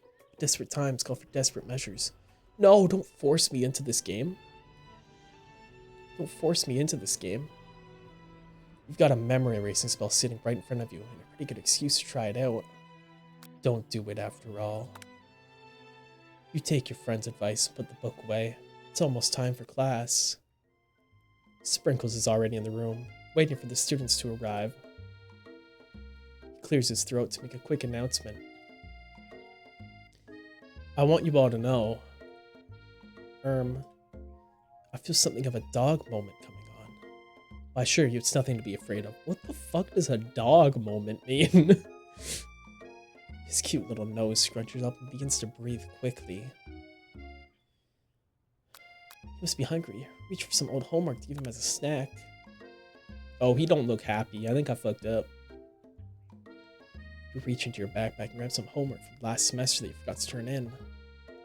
Sprinkles immediately goes for it and gobbles the sheet of paper like it's a piece of fresh chicken rawhide. Maybe I did a good thing. Ahem. I apologize for the outburst. No, it sounds cliche, but not much in the world satisfies like ungraded work. My, Draken. Were you studying? Something with cinnamon. I've been sitting in on a lecture series around the art of cake baking. How insightful. This actually brings up an important point. Thank you, Draken, for reminding me to dole out this indispensable bit of wisdom. You see, before we can go any further, Miriam's love drama spills over into the class. Sprinkles is interrupted by the saddle whimpering coming from the back of the room. I told you to save it for after class. But I miss you. We went on one date, Pop. How can you miss me when I'm right here? Drama. Pop's voice quivers as he pleads his case to Miriam. Every time I blink, you go away again. Bro. That's a really cute thing to say, Miriam. What happened between you and Pop? I got her in trouble and now she's mad at me. I didn't just get in trouble. I got yelled at by Pop's mother, who blames me for getting him banned from every museum we set foot in. Oh, so that's what you meant by shush house.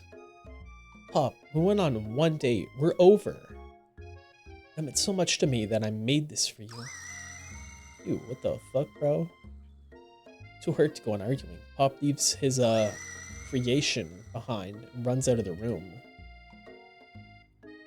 Nothing like a loud public breakup to cast a pall over the final day of school. That is a little awkward, bro. Well, that was unfortunate. You mustn't be distracted from what lies ahead.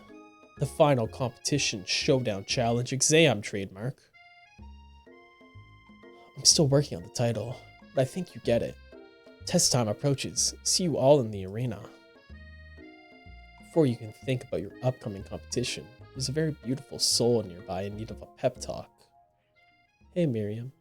You okay?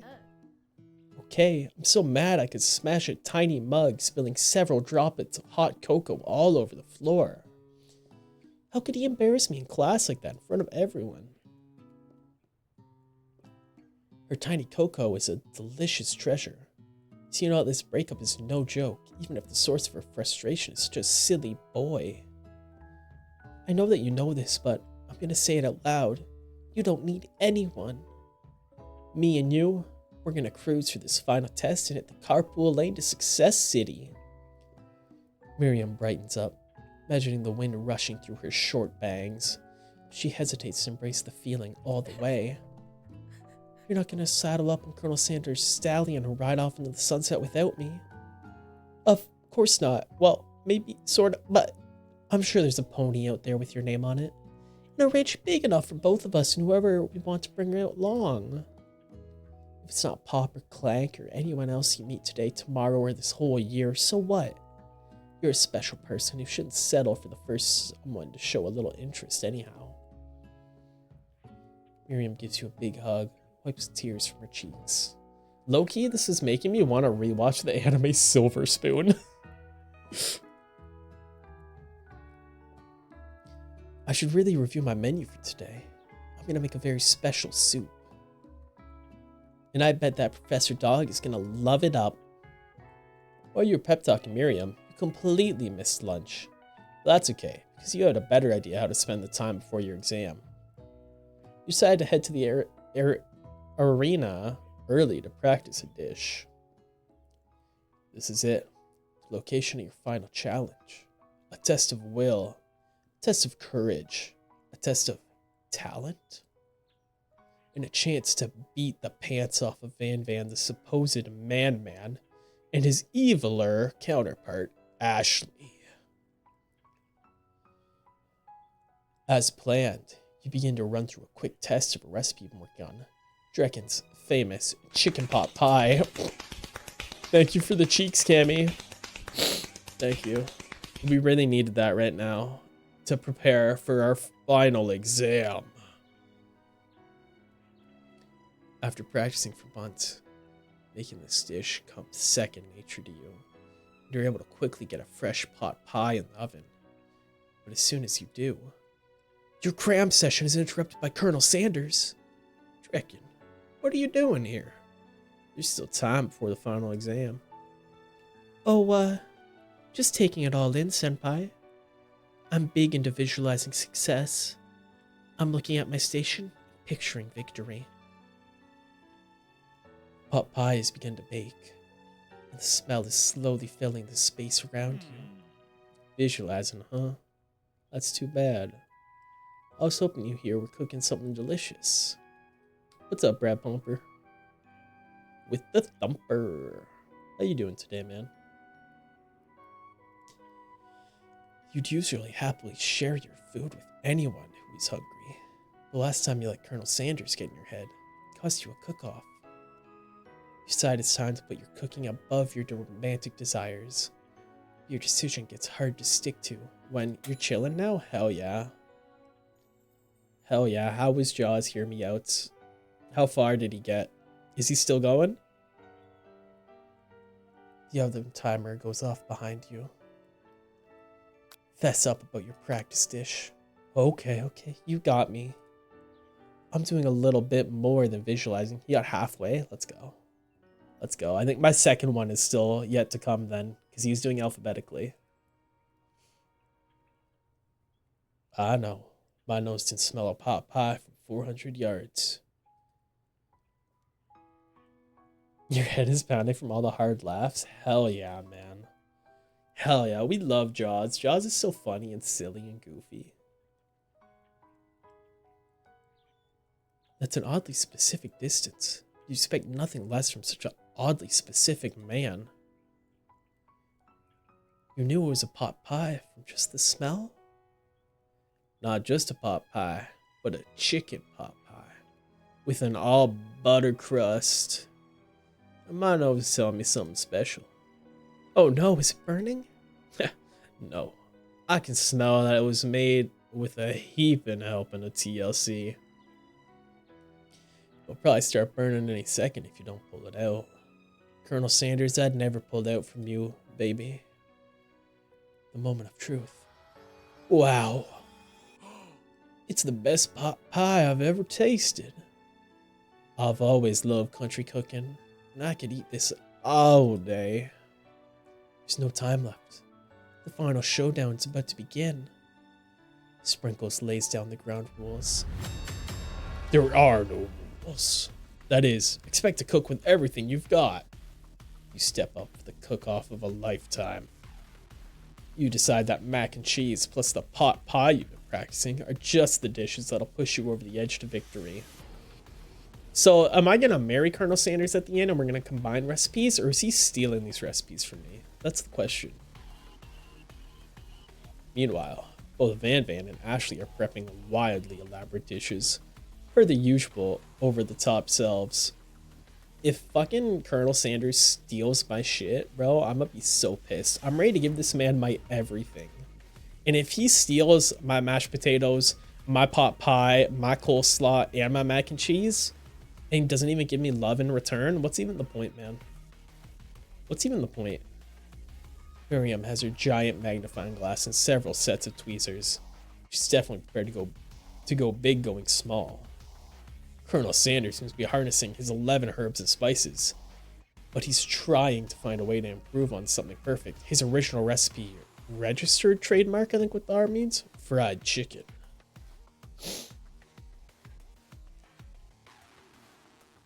The intensity in the room starts at a full 10 out of 10, with a frenzy of action. Everyone is telling out really cool, special cooking moves as they prepare their food. Wow, this is getting serious. Colonel Sanders batters his chicken as it levitates through the air. Egg wash. Miriam first furiously injects ingredients into an itty bitty pot of broth. Best friend batter bastard blaster. The fuck, bro? Van flexes his pectorals as he chops open a sea urchin. Let's rock and roid. Ashley scoops her pastries off the tray with lightning speed. Shallow personality spatula. Even Clank gets in on it. 5-dial pressure point chicken cooking technique. Wait, when did Clank learn to speak English? It's the singularity, as was foretold. We mustn't let it happen, or the appliance uprising will take us all. No, they can't kill Clank. Van quickly unplugs Clank and rolls him out the back door of the arena. As you frantically prepare your dish, you notice Ashley has her spellbook out. Is she gonna use some dark magic to turn the tide? You've got a spellbook of your own. You're desperate not to see her win another battle. Should you take this opportunity to fight with magic? Even if it's almost certainly evil magic? I can't. We must be a good boy. We must cook our food with love and passion. I can't give in to the evil spellbook, because then the Colonel will hate me. Who needs magic when you've got passion? I'm gonna do it the hard way. Colonel Sanders sees that you've chosen to win on your own terms. He gives you a subtle wink from across the room. That's right, baby. I believe in you, Draken. Miriam notices too. And I've always believed in you, Draken. Since we were little kids, because I'm your best friend forever. You turn to notice, Miriam is at your station cheering for you. Miriam, what about your dish? If you're here cheering, who's cooking? Tiny food, short cook time. I'm actually already done, so I thought I'd help you. Oh, that's sweet, but... Miriam tosses a handful of spices directly into your boiling noodles. Miriam! You fucked it all up, my mac and cheese! It's a secret ingredient.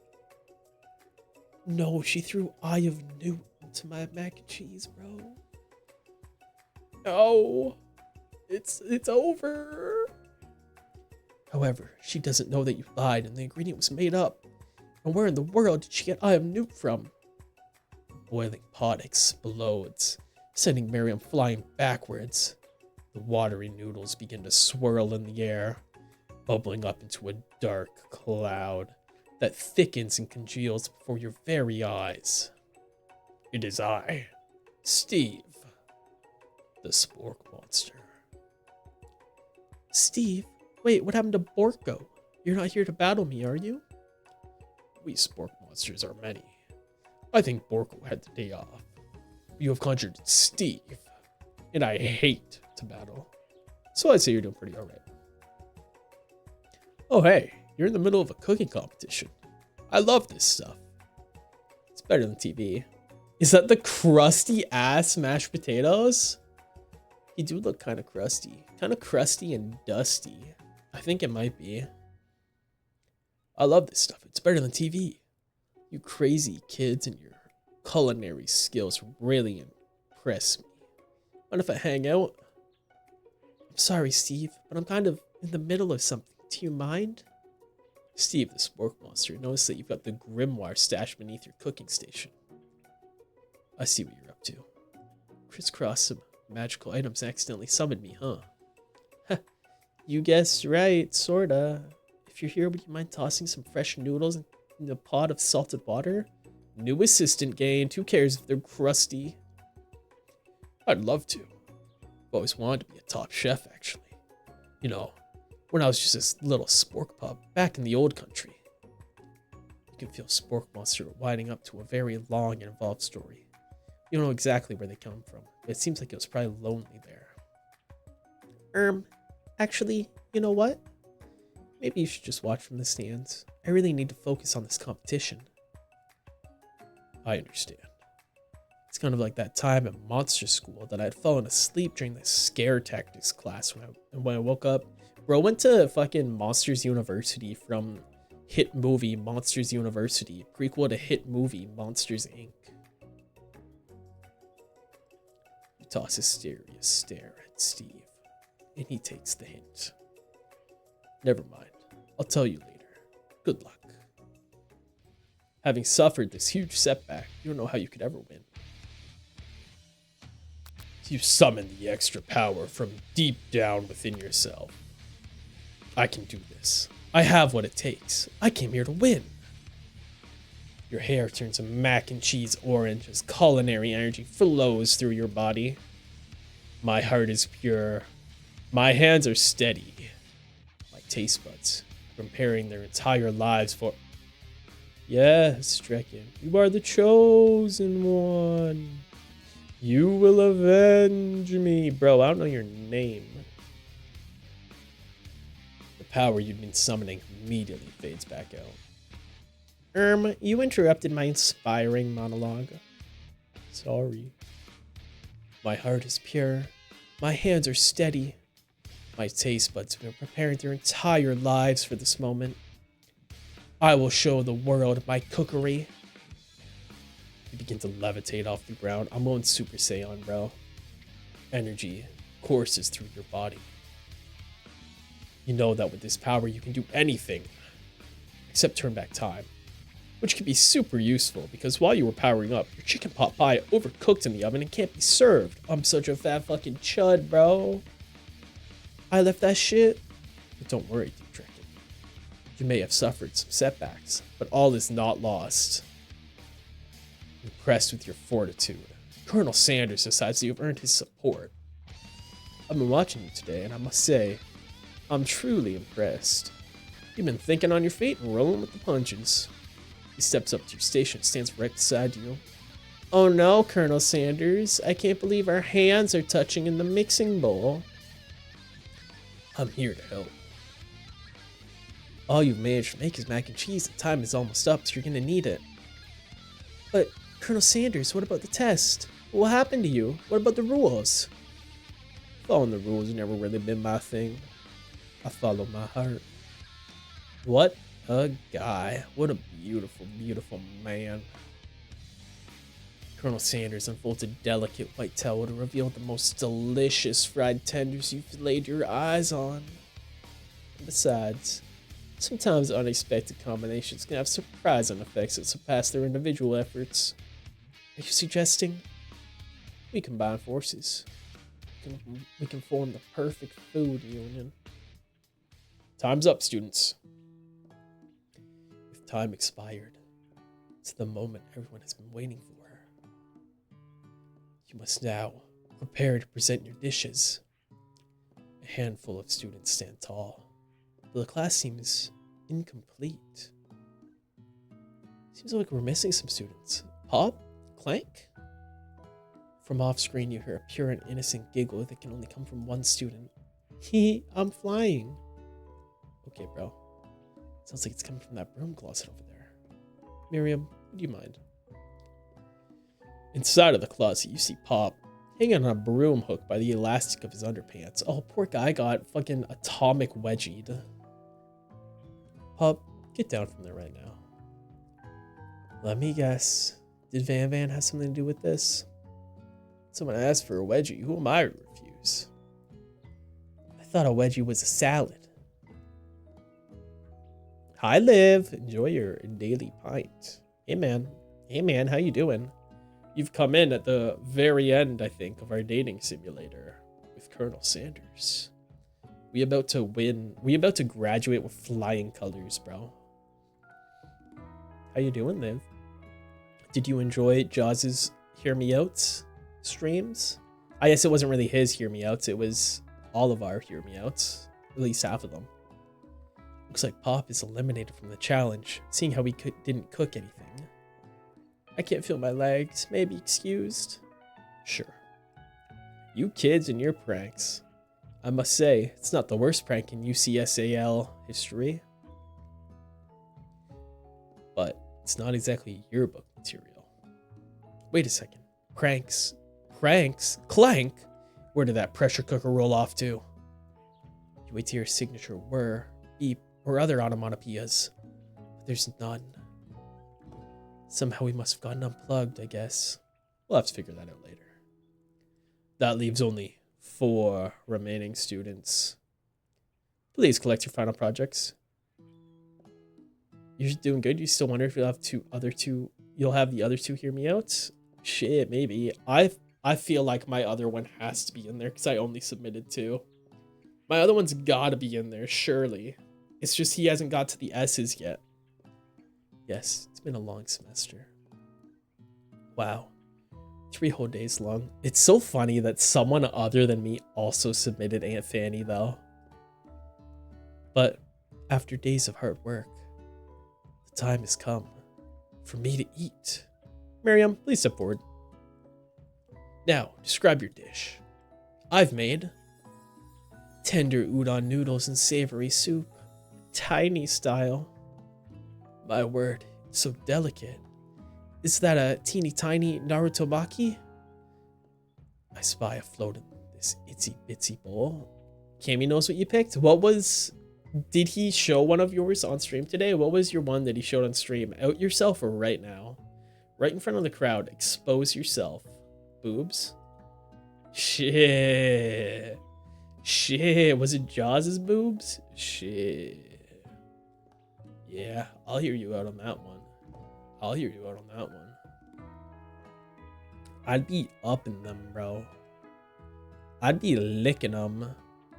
Hers didn't get shown, sadly. There's still a chance.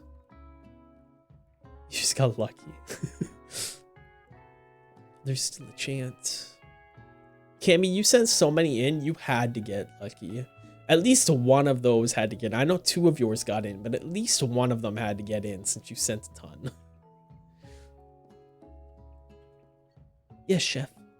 Please call me Sprinkles. Chef is my father's name. Yes, Sprinkles. And some green tea made from baby tea leaves that I picked myself. Sprinkles carefully sniffs around the dish before opening his mouth and letting just the tip of his pink dog tongue dip into the bowl. He deletes so many, so you're sure he picked the funniest ones and cool with it? Real shit. What's up, Doc? He just showed the boobs and passed on without saying your name? That's so fucked up. He saw the boobs, was like, this checks out. The whole chat could tell it was you, Liv. Everybody knew without him having to announce it. They just knew. It has been a while, Doc. I hope you're doing okay. You've come in at a very KFC era of my life. At a very KFC dating sim era of my life. Sublime. Would anyone else like a taste? Oh, come on. I'm not one of those dogs who doesn't floss. I even have a really cute electric toothbrush for dogs. Fine. I'll enjoy it all by myself. No, everyone loves his boobs. Okay, you're right. You're right on that one. Out of context quotes is gonna slap today. I'm sure that's gonna be packed. And in a flash, the entire meal has been devoured. Not that it took much. It was less than a thimble's worth of soup. A+. Rarely do I taste a dish with as much love poured into it as yours. Miriam is overjoyed. She gives you a huge hug. Thank you, Draken, for helping me to believe in myself. Van, you're up. Now, describe your dish. I made uni over smooth egg custard and an Axion urchin shell topped with caviar. Did you skewer one type of urchin with spines from a second different colored type of urchin? Yes, Sprinkles. Just been sorting out some stuff? That's some real shit, bro. A bit much, don't you think? That's exactly why I did it. A bit much is kind of my brand. Doesn't it look cool? Sprinkles leaves and sniffs the uni, but he can't get his nose close on account of all the spikes. He begins to paw at it erratically, causing the custard to slosh around. You ask if you can change one, it'll probably be the boobs? Fair enough. Woof, woof. I only submitted 2, so one of mine already made it on there. I feel like my second one will make it on there because it's funny. And my reasoning, if I'm gonna glaze myself real quick, I'm kind of funny, guys. I'm kind of funny. So I think I'll make it. I'll be up in there. Please be gentle in my cuisine. Other than that, you're okay? Let's go. You're so up right now. You're hilarious. Thank you. Thank you, Cammy. The other 2, finally, Sprinkles goes all in. Tongue first. I don't want to spoil what my other one is in case it's in there. Because I did also put for him to put my name on it. Because I don't care. Finally, Sprinkles goes all in. Tongue first. Hey, dog. Just like me for real. Huh? Who said that? But he can't get past all the needles. He reels back as his tongue is poked and prodded. Ouch! My tongue. He says he's definitely doing a part 2. Hell yeah. Hell yeah. Hopefully I can make it for that entire stream.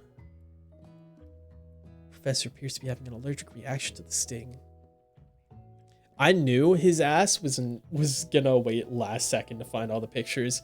I knew when I didn't get a single DM from him that his ass was gonna wait last second and get all the pictures himself in a rush. I can't eat this. It keeps poking my tongue. Disqualified. A stunning turn of events. Who would have thought that serving food in a bowl made of needles can make it difficult to eat? You did so many, you won't know what could possibly show up. Fair enough. Rejected. Van does not go gentle into the night. Disqualified. For glamour? Don't discount simplicity. This isn't the last you've heard of me. Before forcing us to endure his swollen tongue for another moment, Sprinkles graciously laps up a bowl of milk. I know. Yeah, I'm a dog, and I drink milk. Get over it. Sometimes it helps calm my agitated tongue. The vending machine was no diff because he busted out laughing. The best thing of the vending machine was that it was a number 1. That was the first one he fucking pulled up. Next student, Ashley, spelt in a dumb as fuck way. It's time to step up. Now describe your dish. I made orange blossom Turkish delight in a light rosewater syrup, topped with French meringue and connected by sugar glass. We couldn't not agree on the vending machine. The vending machine provides. The vending machine cares for you after and provides you with food. That actually doesn't sound too bad. Indeed, it's quite delightful. However, I'd ask that you please refrain from eating it or attempting to taste it in any way. It's very fragile, meant to be a display piece. Oh, she is for sure failing. Don't eat the food? At a cooking school? Got toast in your ears or something, Dragon? I told you, it's a display piece. Ashley, I must say, it is beautiful. However, this is a cooking competition at a cooking school. DKB Cat, status report. How close are you to finishing your thing you're building? If your fingies hurt? Status report, you had 20 pages or steps left before? Give us an update, Ginster. 8 more to go? You're so close. You're so close, you gotta finish it now. They're all small pieces? That's on you, bro. Yeah, which is why I cooked it and did an extremely good job cooking it, too. I didn't realize they were having an eating exam. If I wanted to be judged on eating, I'd go to the College of Eating, School for the Hungry. Suppose you could spell it if you absolutely insisted. Don't breathe too hard. It might disrupt the sugar spiral. If the food cannot be eaten, it cannot be judged, you are disqualified. Rage overtakes Ashley. She finally cannot keep her two-faced routine up. You wouldn't know high-end cuisine if it cooked you. And with that, Ashley storms off to rededicate herself to being the best, but this time without being shackled by trying to fake nice and liked by everyone. This isn't the last you've heard of me either. This class gets much smaller. I'll be teaching myself. You and Colonel Sanders, the final cooks, step up together, hand in hand, foot in foot, toes interlocked, 2 chefs. What began as a bowl of delicious mac and cheese has become something else. He examines it closely, sniffing and eyeing the bowl that looks so good. Oh, I don't have a good feeling about this. Somewhere in the room, a literal drumroll plays. Just when I thought I've seen everything in the kitchen, you give me this thing. And completely blow me away. My 49 dog years of life, I've never tasted anything so delicious and perfectly balanced. So delicious, in fact, that everyone passes the class. You pass, and you pass, and you definitely get a pass. Everyone gathers and partakes in the mac and cheese bowl. They all seem to transcend their reality into another dimension. This is like a dream where, like, you're him, you're so up, everybody loves you type dream. You win. Together, you and Colonel Sanders made a new menu item. The new menu item is so impressive, even Van and Ashley are drawn back in by its magnetic fragrance. When they gaze upon your mac and cheese bowl, they admit that you are indeed an excellent chef. Sprinkles declares that you have passed. Everyone has passed. There's even supposed to be more battles, but come on, how could they be better than this one? Now that the school year is complete and everyone has graduated, the students return for one last assignment to get their groove on, baby. The cafeteria has been completely redecorated in order to serve as the site of the school's graduation dance. Oh, I sure hope Colonel Sanders Senpai will come ask me for a dance. Then we can throw our ass around like Taehungi. Compared to the massive high-tech cooking arena, the humble decor seems downright cute and cozy. DJ Dog in his house. I knew that Sprinkles was a master chef, but also a world-renowned turntablist? Who says you can't teach an old dog new tricks? Yo, what the fuck? They have that shit on? What the hell, man? Maeve and Ashley tell everyone they've committed themselves to righting the wrongs they did while they were villains. For a moment, you actually believe them. Not another haunting. No ghosts allowed at graduation. It's clearly written in the school's bylaws. I was never actually a ghost. It was all a trick to get you to finally notice me. Oh. Amusing. Now that everyone is together, it's a spork monster. He's totally mellowed out. Everyone, the spork monster's no more. From here out, I'd prefer that everyone refer to me by my new name, Party Monster. Student tries to finish what he had to say. Everyone's too wrapped up talking to Sorry, Party Monster. That's right, we don't dead name here. Dejected, student walks off. Maybe things didn't work out for Miriam romantically, but she found the love in her cooking. You know she's gonna do great. A red carpet rolls out across the floor of the ballroom. It's like a Hollywood movie premiere. Who could command such an entrance? Oh, Colonel Sanders, son. Oh, it's Pop. Oh. It's Pop. You arrived late to the dance, but apparently for a good reason. Walking the carpet, you see perched atop his dirty chef hat. A crown. Welcome back, Pop. I know you weren't able to complete the final exam and accept your diploma, so we had it mailed directly to your father. Figured it was the least we could do for the school's dean. Oh, Rosa Nepo, baby? Oh, now I get it. We get a new wing on the school, not to mention the honor of educating the son of the chancellor of such and such. I can read, bro. I can read. Miriam, will you be my lady king? What? What an incredible turn of events. Offered to join the royal family. It's like a dream come true. You'll get to be a princess. Or maybe a queen? I'm not sure if he knows, but either way, crowns and gowns, baby. Sorry, Pop, but I'm not interested. Not now, at least. I've got so much to do with my life. A twist on a twist. So many more 3-day universities to attend. So many tiny food to meticulously sculpt and then watch get accidentally blown away by a single breeze. Okie dokie. The music at the dance is interrupted by the sound of sparking and electrical hissing. It's Clank, who's arrived late to the dance. Now that God, how do you do a robot voice? Now that I have graduated, I can reveal my truth. Did I cook? be honest.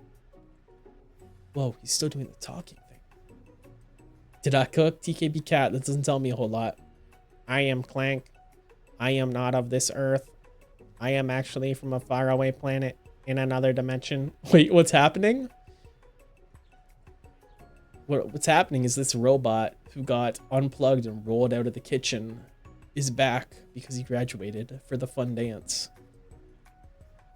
What? What? I just feel like I knew this the whole time.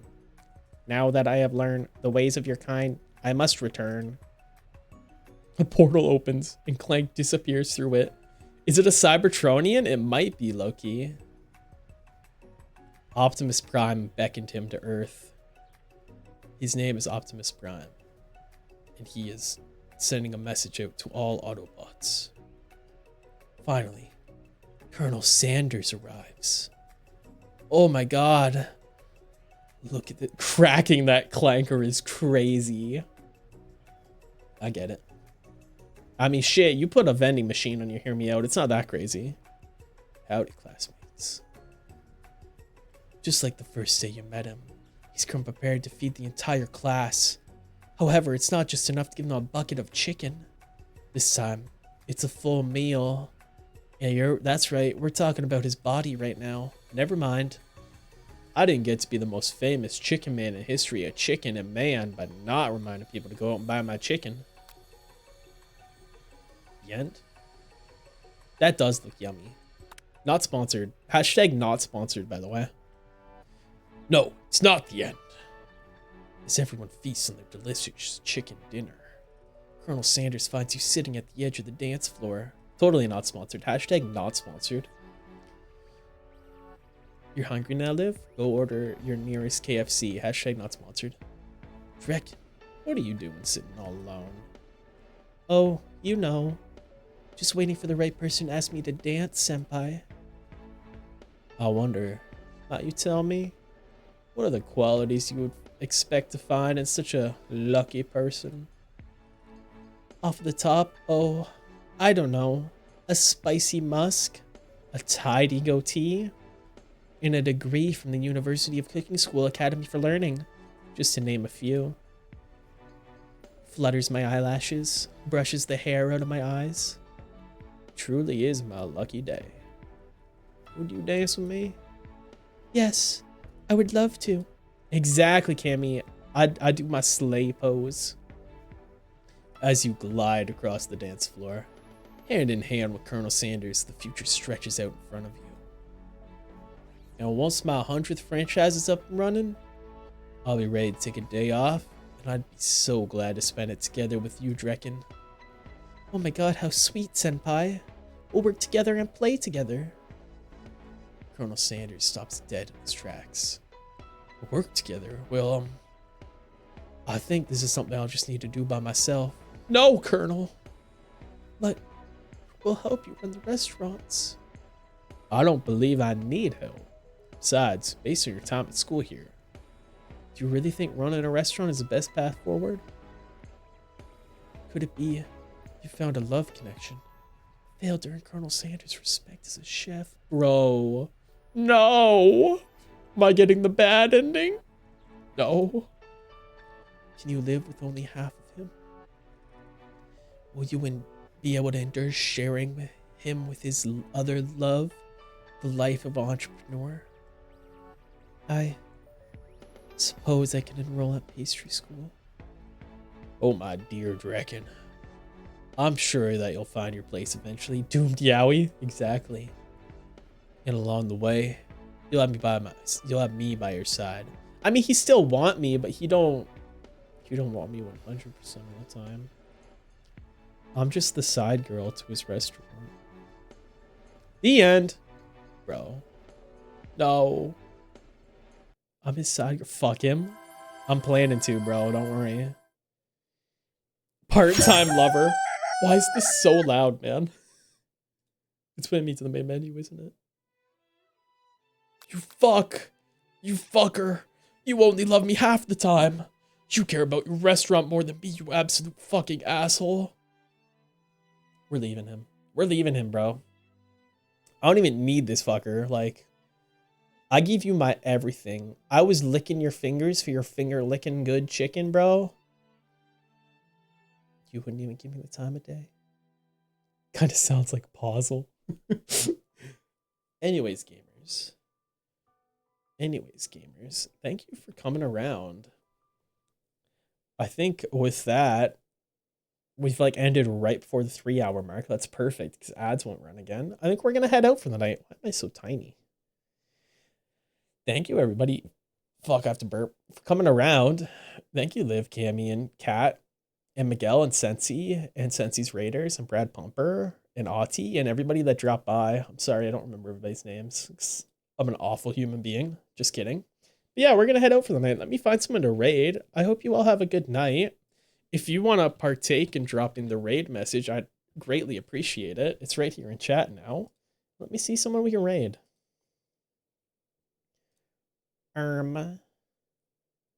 We can raid. Fuck it, we'll read Lifey. Bye, everyone.